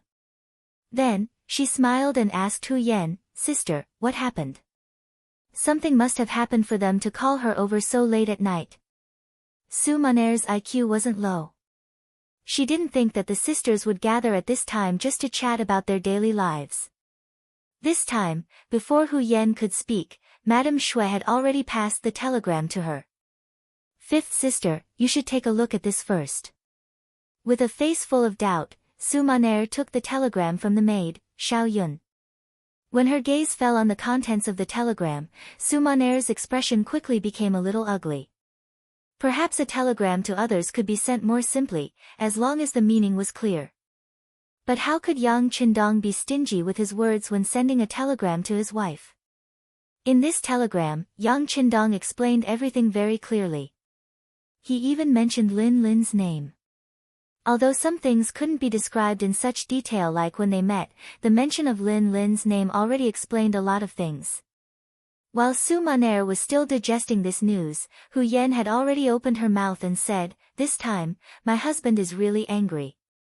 He risked his life at the front lines to fight for the world, working hard to save more Han people. But we still have to worry about our rear. Speaking of which, it's really our fault." It was a simple sentence, but Su Maner's expression froze when she heard it. She knew that she had really done something wrong this time. She had actually mistakenly trusted a maidservant and unknowingly passed on such a wrong signal to others, which had almost led to a disaster. Thinking that if it wasn't for her bad judgment, she wouldn't have made her husband worry about this. Su Maner felt waves of self-blame. Just as Su Maner was still accepting the condemnation in her heart, Xiao Yun suddenly entered the hall. She first greeted them and bowed. Then, she said, "Madam, third madam, fifth madam, Sun Chuang of the Imperial Army has something to discuss with you. Your husband is here." "Let him in," Hu Yan said jokingly. Hu Yan said jokingly. From this point, it could be seen that she was not very angry. She, who had lived in the Hu family since she was young, was even more tired of hearing about all kinds of struggles. She had seen many servants doing bad things in the name of their master. It was precisely because of this that she didn't find it strange. Lin Lin was guilty, so she would be punished. As for fifth sister, after this incident, she should be more careful when using people. This was equivalent to having an effect. Xiao Yun, who was teased by her master, blushed. After agreeing, she went out to pass on the message. Soon, Sun Chuang, who had the rank of major, walked into the hall. He strode in, but once he entered the hall, he knelt on the ground without raising his head. He knew very well what kind of status the three people in front of him had. If he casually looked at them, it would be a sin. Sun Chuang of the Imperial Army greets first madam, third madam, and fifth madam. A loud and clear voice sounded in the hall. "Get up. What's the matter at this time of night?" Hu Yan sat at the head of the table and asked in the manner of a host. "Reporting to first madam, news just came from the front." The matter of Yang Tieju's smuggling has been confirmed without a doubt. Not only that, his collaborator also said that there are a large number of weapons and armors in the Yang residence. This subordinate has come to temporarily close the palace gates in advance. Please allow me to do so. Sun Chuang's head was still lowered, but he did say a fact and result that the women did not expect. Are they going to rebel? When Hu Yan heard this, she was also shocked. It was common for subordinates to do some evil things in the name of their master, and it was also very difficult to truly prohibit it. However, the matter at hand involved military supplies, so the nature of the matter had changed. Among the three women, when Su Maner heard this, she was so scared that her face turned pale. Even the newspaper in her hand fell to the ground. At this moment, she finally knew what kind of end she had gotten for her nepotism. And it was her husband who had sensed all of this. If her husband had not seen through everything, what kind of result would there be? Would there be a day when someone would threaten the safety of the palace? If her two sisters were really hurt because of this, wouldn't she be guilty of the most heinous crimes? At this moment, Su Maner hated Lin Lin to the core. She had trusted her so much, but she had indeed used her name to help the evildoer. Something big had almost happened. It was truly unforgivable. Third Madame's expression also changed abruptly. Then, she looked at First Madame Hu Yan and said, "Sister, the matter isn't that serious, right? Isn't Yang Wu at Yang Shan's place? He shouldn't give them a chance to resist. Isn't it better to be on guard?" Hu Yan shook her head lightly. It was better to be safe than sorry. When she thought about how someone really threatened the safety of the palace, it was fine if something happened to her and the others, but she was afraid that it would cause her husband to go crazy. If that happened, many plans would be disrupted. This was the most terrible thing. Her husband was risking his life at the front. It was fine if they could not provide any help, but they definitely could not be a hindrance at the back. Thinking of this, Hu Yan said decisively, "All right, we'll do as Battalion Commander Sun says. Seal the palace for now. If there aren't enough troops, you can deploy troops nearby. In a while, I will ask Xiao Yun to give you the token that my husband gave me." "Yes, Sun Chuang understands." Sun Chuang left with large strides. Holding the token that Hu Yan gave him, he mobilized a cold front battalion to protect the palace. And inside the palace, the three madams also returned to their own palaces. Su Maner also returned, but her expression was not good. Thinking about what she had said before the three sisters separated, she would definitely give them an explanation. On the way back, she clenched her right fist several times, loosened it, and clenched it again. Chapter 737. Su Maner had been through a lot since she was young, and her willpower had long been tempered to be very firm. Otherwise, she would not have attempted to assassinate Yang Qindong. But recently, or rather, ever since she came to Crimson City, she was completely protected. Every day, there were people serving her in the palace. Over time, her wildness had been worn away, and she had become much purer. She originally thought that her life would be like this. One day, when she gave birth to a child for her husband, she would be happy for the rest of her life. But now, it seemed that conflicts were everywhere. If she was careless, she might be consigned to eternal damnation.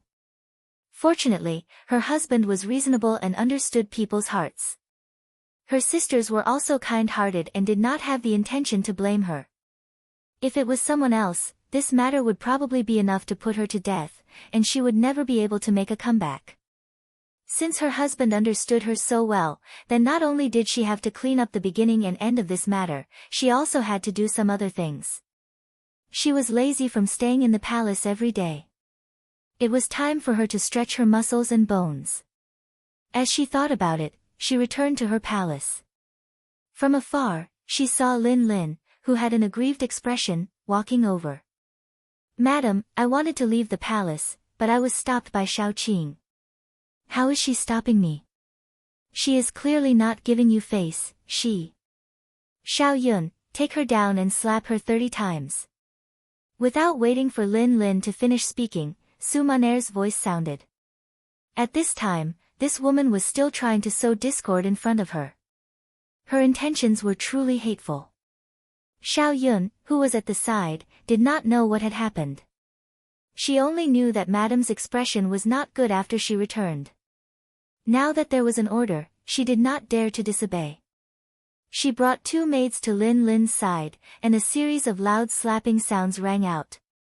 Lin Lin was still thinking that this time, she was ordered to leave the palace. This time, 5th Madame would definitely stand on her side. Who would have thought that there would be such an outcome? When the palm hit her face, she did not react. It was only after being slapped a few times that she became clear-headed and cried out that she had been wronged. At this time, Su Maner had already entered the inner chamber. Xiao Yun followed by the side with a face full of confusion and doubt. Su Maner trusted this maidservant who had followed her for many years. She didn't hide anything and told her the gist of the matter. Xiao Yun, who heard the truth, was also shocked. There's actually such a thing. Doesn't that mean Lin Lin is also one of the accomplices? Then, what are we? Yes, what are we? Su Maner repeated this sentence with a bitter smile on her face. Su Maner finally knew how much pressure this matter would bring her. Even if after this matter, her husband did not blame her, what would those maids in the palace think? What would those high officials in Crimson City think? It seemed that she had to do something. Xiao Yun, go and interrogate Lin Lin with Captain Tai later. I want to know what she did behind our backs. Su Maner bit her lips and said. Yes, ma'am. Xiao Yun also knew the importance of this matter and hurriedly agreed. However, she still had some doubts as she asked, what if Lin Lin doesn't say it? She has a lot of ideas. We can use any method. She won't keep it a secret. Oh right, doesn't she still have a father outside the palace who drinks every day? If she doesn't say it, then she will be harming her father. As Su Maner spoke, her eyes revealed a terrifying aura. People say that if you don't experience some things, you will never grow up and mature. And this time, Su Maner had obviously grown up a lot. Hearing that even her family was being threatened, Xiao Yun knew what to do. And with her father's threat, she was not afraid that Lin Lin would not say it. But what should she do after saying it? She had no choice but to ask, how should we deal with Lin Lin? Kill her. As long as she cooperates, you can tell her that her father can still live out his remaining years in peace. She seemed to have used the last bit of her strength to say this. Su Maner waved her hand at Xiao Yun, meaning that she was tired and needed a good rest. Xiao Yun left. But she did not know that Su Maner, who was in the bedroom, was not sleeping. Instead, she was thinking of a very big plan. A department that would eventually be comparable to the Security Bureau became a prototype that night. After reporting it to Yang Qindong, it was given a new name, the Central Intelligence Agency. And the boss of this Central Intelligence Agency was Su Maner. Its appearance would greatly make up for some of the negligence of the Security Bureau. In the future, it would make countless military achievements. This was probably something that even Yang Qindong did not foresee. After Lin Lin was slapped 30 times, she, who had a mouth full of blood, was dragged to the woodshed at the side. There, Xiao Yun set up a temporary torture chamber. Whether it was coercion or enticement, in the end, she found out everything she wanted to know. The result was still very gratifying. Lin Lin was only after Yang Tieju's family background and money. She did not really participate in what he did. This made Su Maner, who knew everything after the fact, heave a sigh of relief. She was guilty, but her sin was not that big. She could finally face Yang Qindong and her sisters. Lin Lin was finished. The father and son of the Yang family, who were still unaware of all this, still placed their hopes on him. After waiting for a long time, no one came.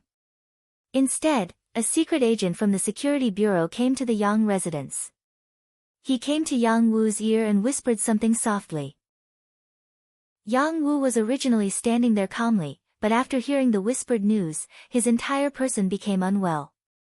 His eyes widened as he looked at Yang Shan and the captured Yang Taizhu. Suddenly, he laughed out loud. Good, very good. I didn't expect that you were not only after money, but also have greater ambitions. Men, search. Turn the entire Yang residence upside down 3 times. Even a tile must be smashed into pieces. Absolutely not allow any item to remain intact. Yang Wu suddenly gave this ruthless order, and the Ling Feng soldiers who came with him agreed and began to move. Facing the ruthless Ling Feng warriors, Yang Shan wanted to stop them, but he realized that it was useless. He could not help but ask Yang Wu, Master Yang Wu, what is the meaning of this? What is the meaning of this? What is the meaning of this? Why are you asking me about the good things you did? Yang Wu's face was overflowing with anger. He had just received news from Bureau Chief Yang San. Chen Shuquan said that once when he was drunk, Yang Taizhu boasted that he had prepared some weapons and armor in his residence. If things changed, they could cause havoc in Reimen City and even threaten the safety of the palace in order to protect themselves. Once the news came out, Yang Wu could no longer remain calm. If such a thing really happened, then he had let down the young master's trust. In that case, even if he died, he would not be able to thank the world. Facing such a person, how could he still be courteous at this moment? Yang Wu was angry, so the Ling Feng warriors also began to act. The huge Yang residence was quickly turned over and many things were found. There were more than 4 million taels of gold and silver notes. This was equivalent to Baiming's or Nanming's annual income. After Yang Taizhu started smuggling, he had earned so much in just a few times. This did not even include the huge expenses. From this, one could see how big the profits were. Other than the gold and silver, there were actually 2088 rifles, 300 sharp swords and spears, hundreds of sets of armor, and dozens of boxes of bullets and grenades. When these things were piled up like a small mountain in the courtyard of the Yang residence, Yang Shan finally lost his imposing manner and fell to the ground with a plop. At this moment, Yang Shan finally understood how big his son's ambition was. He also finally understood what it meant to raise a tiger for calamity. It was just that he was raising his son. The moment these things came out, Yang Taizhu lowered his arrogant head. He knew that he was done for. On the other hand, Ling Song was sweating profusely. He didn't dare to imagine what would happen if these weapons suddenly launched an attack. Even if Crimson City did not fall into chaos, it would be difficult to protect some important institutions. Investigate, investigate, investigate for me. How did these things appear here? These are not things that can be bought with money. Yang Wu roared as he looked at the grenades and 88 rifles. Then, his gaze landed on Yang Shan. On behalf of the 6th young master, I announce that from now on, you are no longer the Minister of Foreign Affairs. Men, take him away and lock him in jail. Ma Dali will be the acting Minister of Foreign Affairs. You will also be in charge of the interrogation of Yang Shan. As Yang Shan's deputy, Ma Dali understood his superior very well. Letting someone who understood you to interrogate you would achieve twice the result with half the effort. Yang Wu did not doubt this point. The Yang family was finished. And that night, some people who had close ties with the Yang family were implicated. More than 50 officials were arrested. Among them were a few company cadres and a battalion commander from Cold Front. And this matter had only just begun. As the interrogation progressed, more and more people were implicated. Even the bureau's director general, Xin Yu, was invited away by the security bureau the next morning. The person in charge of the interrogation was none other than Director General Yang San. Using interrogation instead of interrogation meant that Yang San was under Yang Qindong's orders to reprimand Xin Yu. The gist of his words was that his job was very special. It was a job that offended others, but he did not have to be afraid of offending others because he had the 6th young master backing him up. He knew how hard it was for him and how he was a person.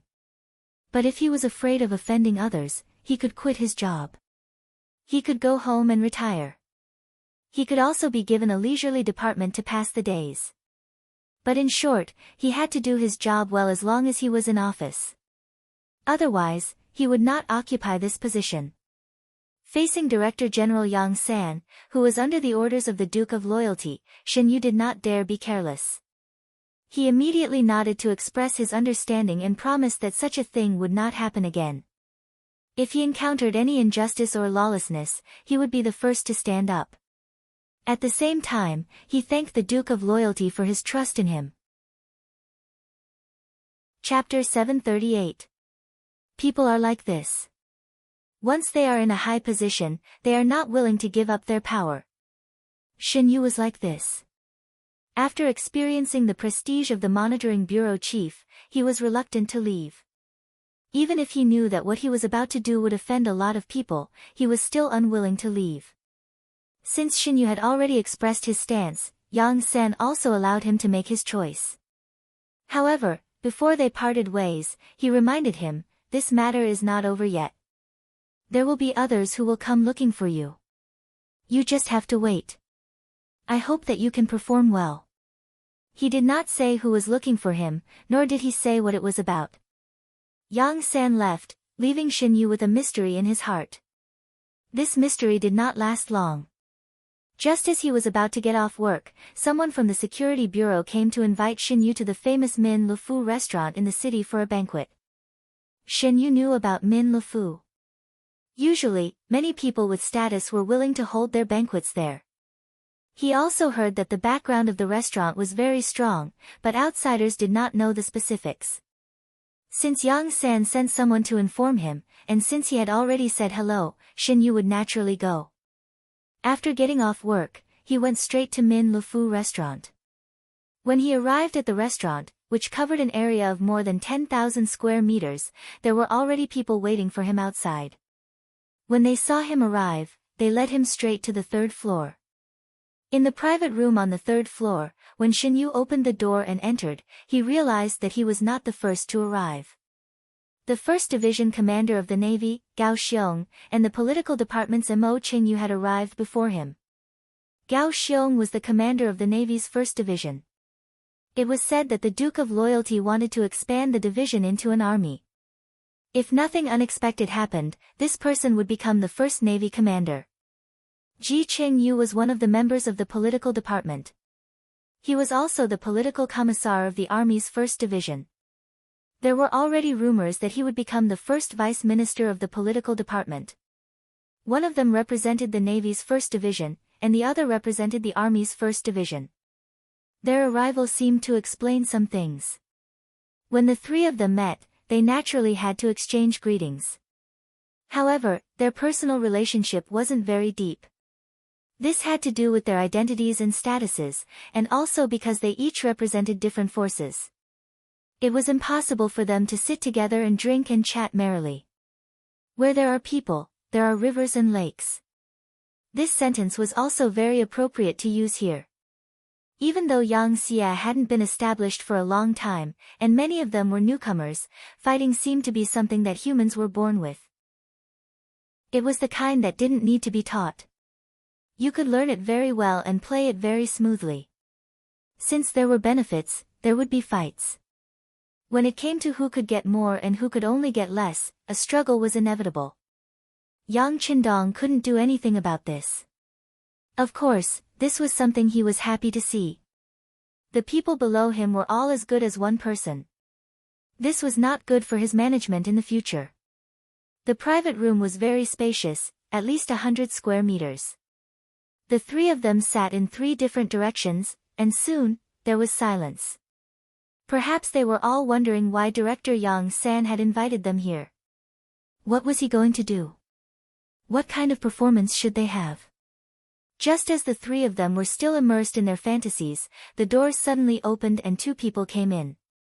When the 2 of them appeared, the 3 people in the room hurriedly stood up, their faces filled with respect from the bottom of their hearts. There was no other way. The people who came were the director of the Security Bureau, Yang San, and the future 6th Madam, Wan Xiaoyu. Yes, the one who came with Yang San was Wan Xiaoyu. Not only did she come, but she also walked in front. From this point alone, she should be the host of today's meal. Hello, Director Wan. Because Wan Xiaoyu also had the identity of director of publicity, before she was brought into the palace by Yang Qindong's legal wife, everyone was used to calling her Director Wan.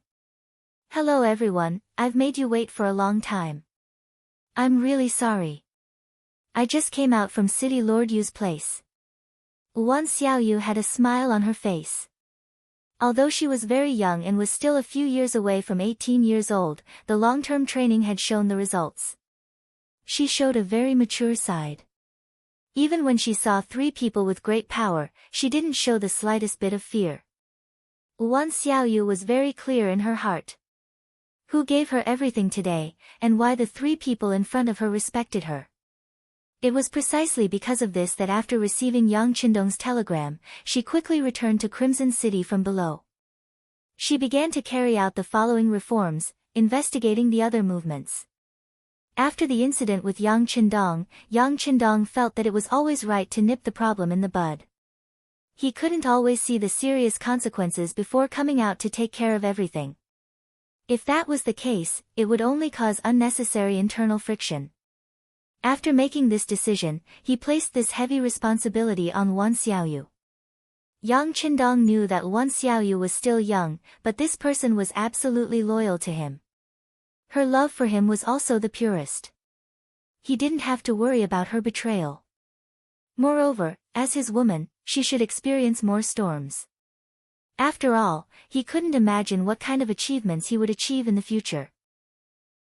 If the women by his side were too ordinary, then it would really harm them. In the future, when Yang Dong entered the headquarters, he had watched some TV dramas when he had nothing to do.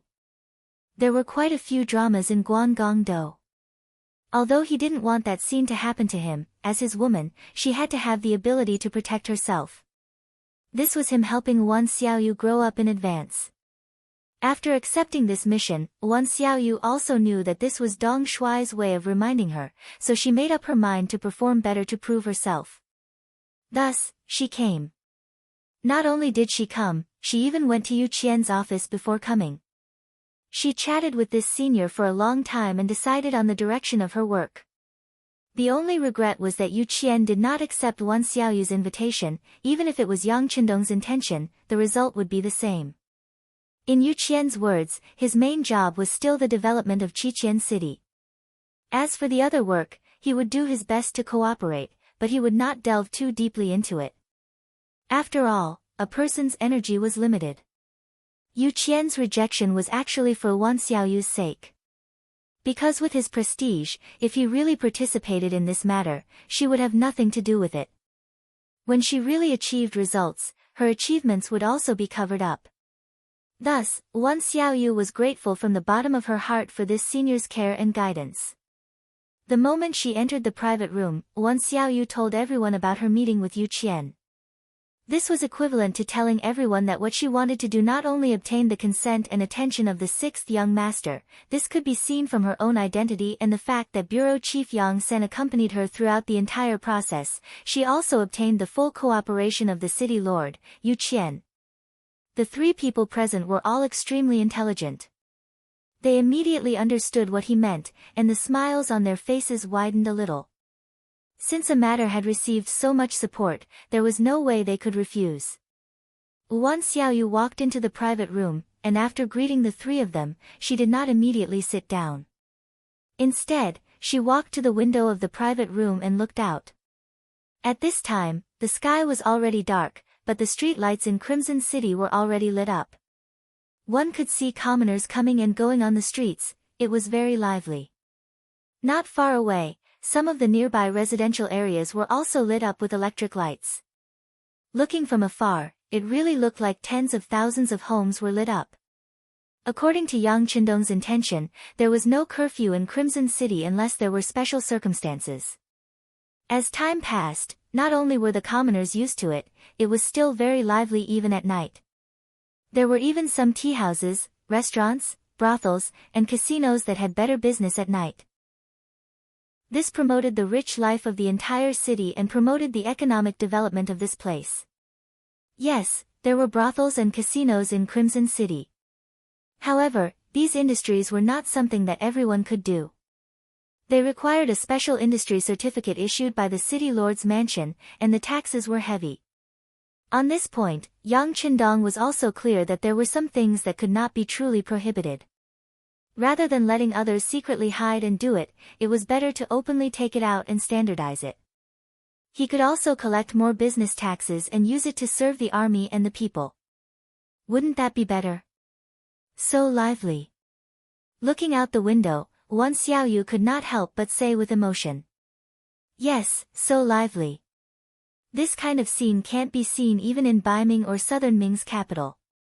Shen Yu also stood up and came to the window. Looking at everything in front of him, he also sighed with emotion. Such a lively place needs to be protected by us. Just based on this, we should all feel proud. Finally, Wan Xiaoyu's seemingly unintentional words began to lead to the main topic of today's conversation. Hearing this, Shen Yu and the other two's expressions turned cold. No one said anything. After all, Yang Tieju's matter had just happened. If everyone sang praises now, it would be too much of a bootlicker. The others did not say anything, only Wan Xiaoyu continued. Today, I called everyone here because of my idea, and also because of the sixth young master's idea. After Yang Tieju's matter, he even secretly hid weapons. This might be a special case, but at the same time, it also shows that we did not do our job well. There should be many people and departments involved in this matter, but we were completely unaware of it. In the end, we had to rely on the sixth young master to remind us what to do. Doesn't everyone feel ashamed because of this? Wan Xiaoyu's voice became louder and louder. At the end, there was a hint of reprimand in her voice. Chapter 739. She couldn't be blamed for being so angry. There were indeed quite a few people involved in this matter. Let's not talk about anything else, let's just talk about the weapons found in Yang Shan's residence. Let's not talk about the 2088 rifles for now. Just this one alone was enough to implicate a lot of people. What about the remaining swords and spears? Those were all products of the arsenal, far from the hoes and kitchen knives in the hands of ordinary people. They could be seen everywhere on the streets. These weapons were all made of iron, steel, and alloys. The production of every finished product was recorded. Not only that, so many weapons also required a lot of energy to be maintained daily. Otherwise, after a long time, the weapons would rust. In order to prevent this, not to mention wiping them frequently, they also needed to use vegetable oil. That was also a product of the military, and not something that ordinary people could buy with money. The weapons found in the Yang residence were all as shiny as new. It could be seen that they were usually maintained by people.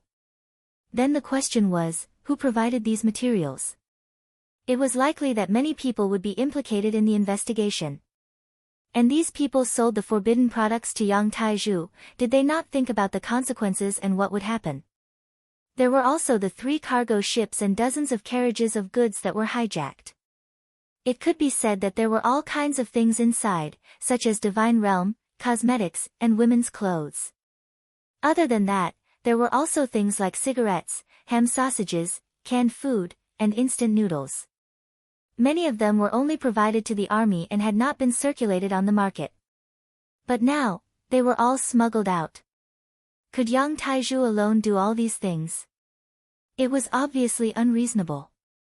If this matter was thoroughly investigated, who knew how many people would be implicated? After saying so much, it was just to clarify one thing, and that was that there were probably many people involved in Yang Tieju's matter, and even more people knew about it. But why did the higher-ups not make a move? Could it be that they did not know? That was absolutely impossible. If that was the case, these people would not be in high positions. In the end, there was only one possibility, and that was that too many people knew about it, but they dealt with it with the mentality that it was better to avoid trouble. Everyone had the idea of sweeping the snow in front of their own door. As long as they did not participate in some matters, it would not be wrong.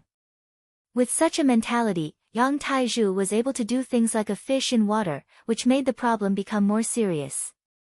This time, if Yu Mian hadn't arrived at the origin city, met Yang Qindong, and voiced out his concerns, he was afraid that if he had waited for a while, once it erupted, it would have caused an unimaginable result. This was also the reason why Yang Qindong was so angry and wanted to investigate the source of his investigation. Wan Xiaoyu closed the window in front of her and the private room quickly fell into silence. Her voice was also clearly transmitted to the ears of the 4 people present. Let's talk business first. The dishes will be served later. As soon as he finished speaking, everyone, including Yang San, sat up straight and entered a state of semi-war. Wan Xiaoyu was very satisfied with everyone's attitude. She lightly nodded and casually said, "The 6th young master has ordered us to form a group of 5, which is the 5 of us. From today onwards, we will carry out a self-inspection for 3 months. Every local official, regardless of their position, was required to be thoroughly investigated. Every military officer up to the rank of a platoon in the army was also required to be investigated from head to toe. Once a problem is found, it must be verified immediately. If it is confirmed, what should be done is done. If there is no problem, they must be reassured and continue their work. If there is an outstanding person, they should be rewarded. Let's put it this way. The 6th young master has handed over the authority to deal with matters to the 5 of us. We have a great responsibility. Do you have confidence?" "Yes." At this moment, no one would raise a different opinion. This was the 6th young master's order. If anyone dared to stand out and say no, their future achievements would come to an end. Naturally, more importantly, this kind of self-inspection was very necessary. This was also a method to prevent something similar to Yang Taizhu from happening again. Alright. Seeing everyone's support, Wan Xiaoyu continued, "As for the specific details of the work, we will have to discuss it in detail later.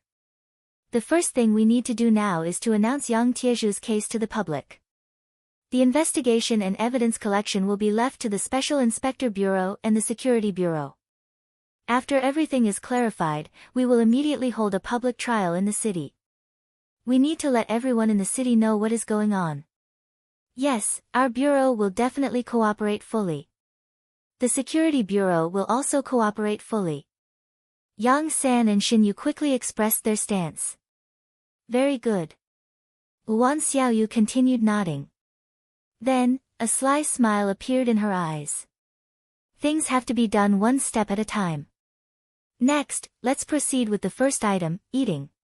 He. The words "eat" eased the tense atmosphere. Even Yang San, who was usually reserved, chuckled at this moment. The 5-man team was established, and the self-inspection activities were in full swing. This would eventually affect all the departments. All the cadres and officers carried out their activities quickly and ruthlessly. On the first day, more than 40 cadres from various departments were taken away. Among them, 6 were military officers. On the second day, more than 50 were taken away. On the third day, more than 70 were taken away. On the fourth day, more than 90 were taken away. It wasn't until the 5th day that the number began to decrease. More than 60 people were taken away. Then, the number rose and fell. More and more cadres were taken away for questioning. Some of them couldn't come out after entering the 5-man team.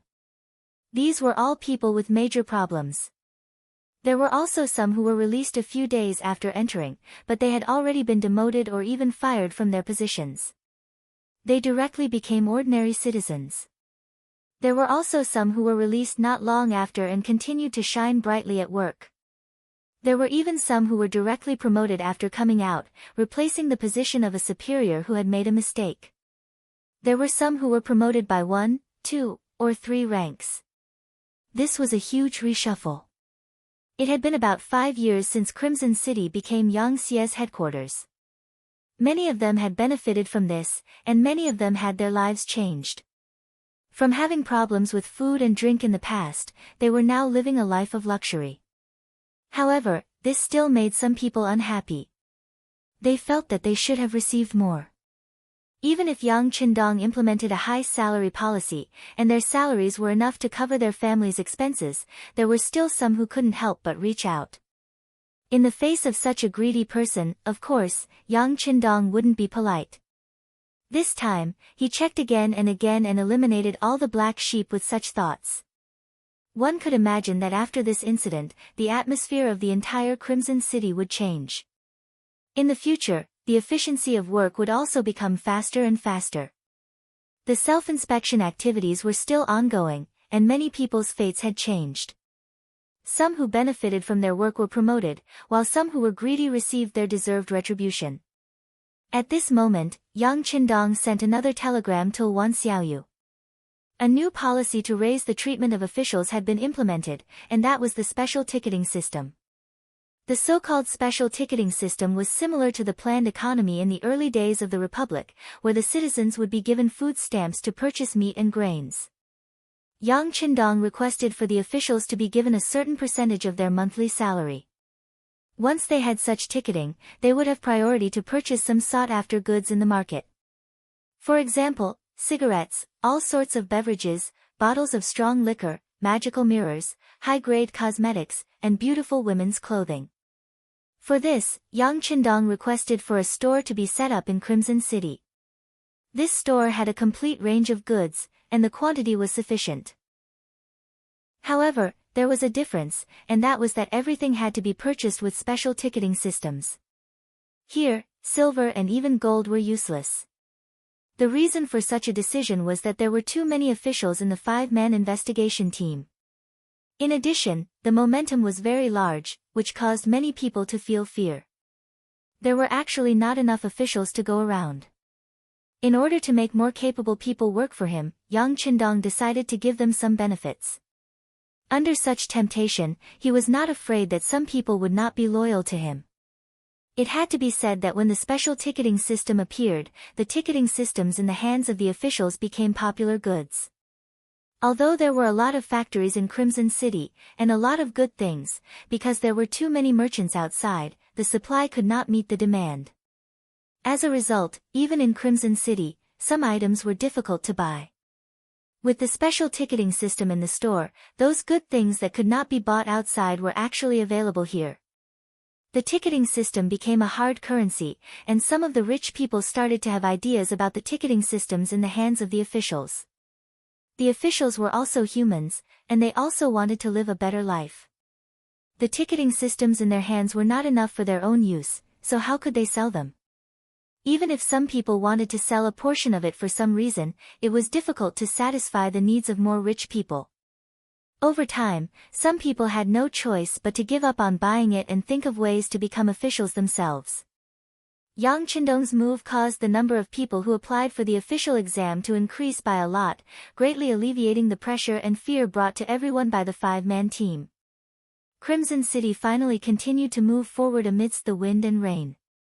After many new officials took up their positions, the effects in all aspects were indeed much faster than before.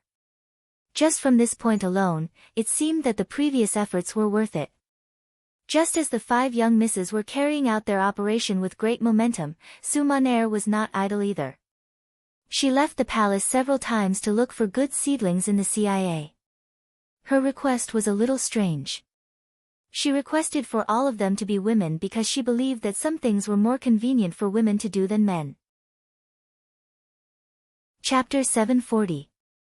After obtaining Yang Qindong's approval and support, Su Maner not only received a large amount of funds for her activities, but she was also allowed to enter the refugee camp in Crimson City to find suitable seedlings among the 5 million people who made the deal with the Southern Ming Empire. Under such generous conditions, girls and women were chosen by Su Maner one after another. They became the first batch of important personnel in the CIA and became the cornerstone of the CIA's development. In this incident, many people were also caught in the crossfire because they did not perform their duties properly. There were many people in the military and the local government. However, at the same time, the working environment became more pure. Even the relationship between the military and the political department was eased to a certain extent. Leng Song's name was not in the 5-man team.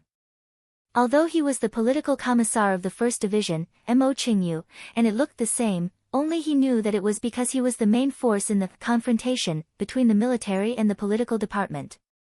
There was also a period of time when he was very close to Yang Shanjia.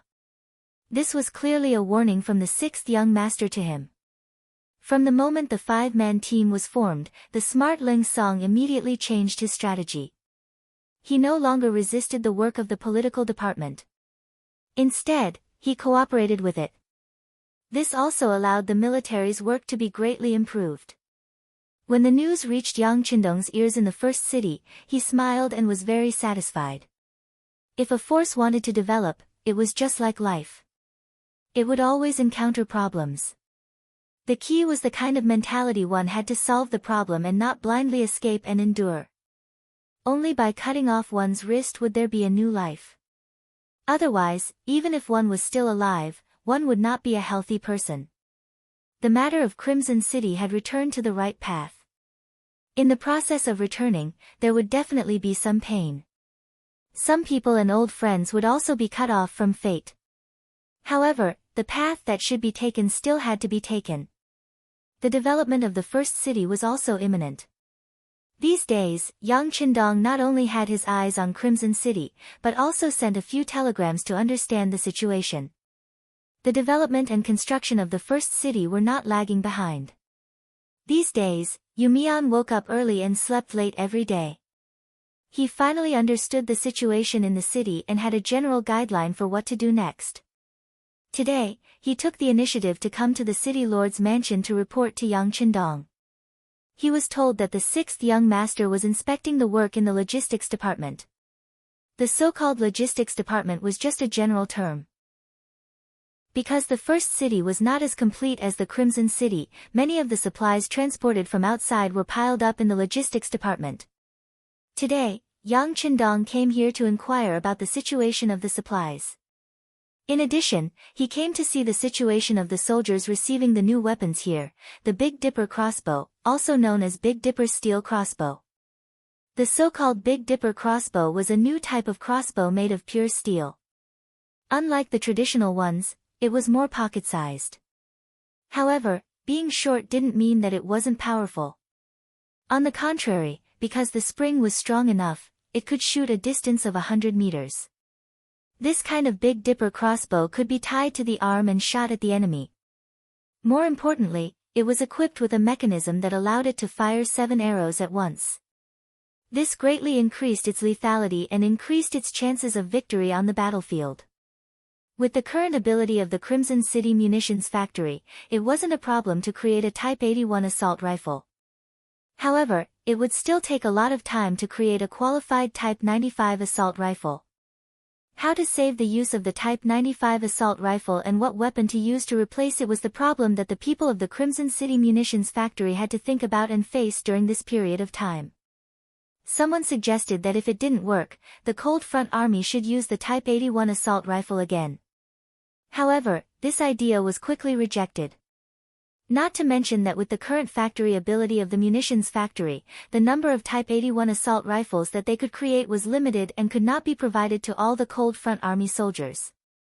Just by giving up on the Type 95 assault rifle, once that person became used to it, the research and development work would only be slower.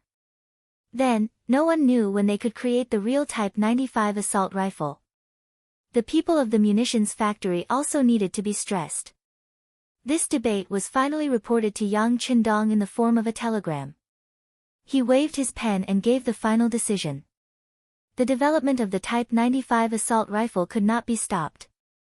They could also increase the number of people and funds.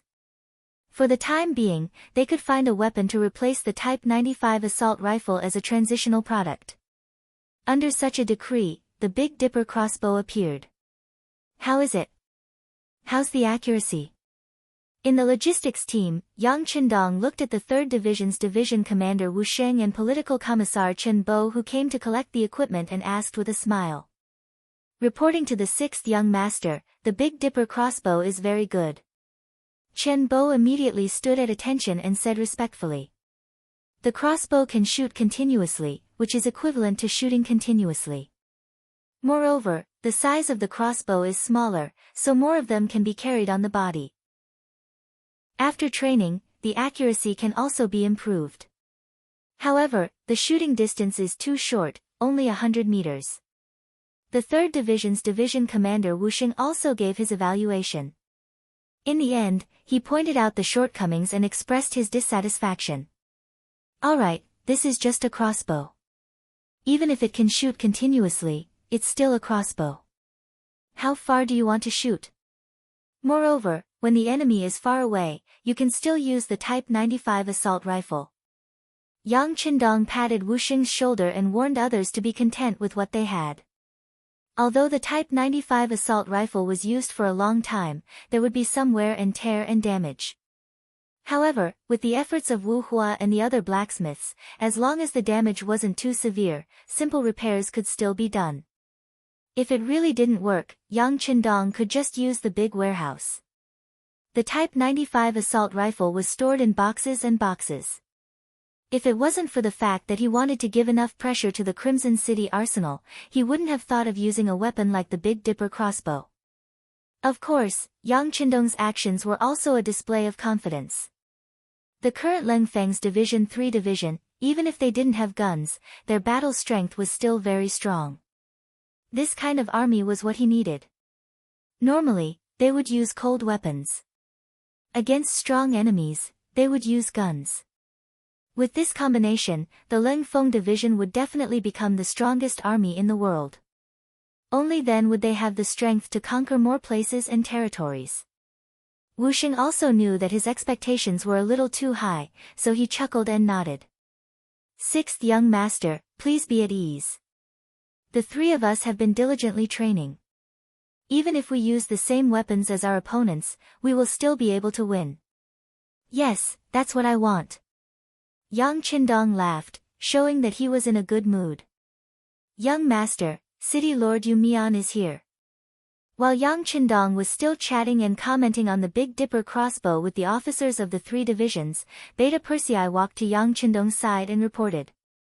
Okay, I'll go take a look. Motioning for Wu Sheng, Chen Bo, and the others to continue working, Yang Qindong turned around and walked out of the logistics group's gate under the protection of a group of guards. He saw Yu Mian waiting there. When he saw Yang Qindong, the first thing he said was, 6th young master, I want to farm near the first city. Farm? Yang Qindong looked at Yu Mian in a daze and became interested. Continue.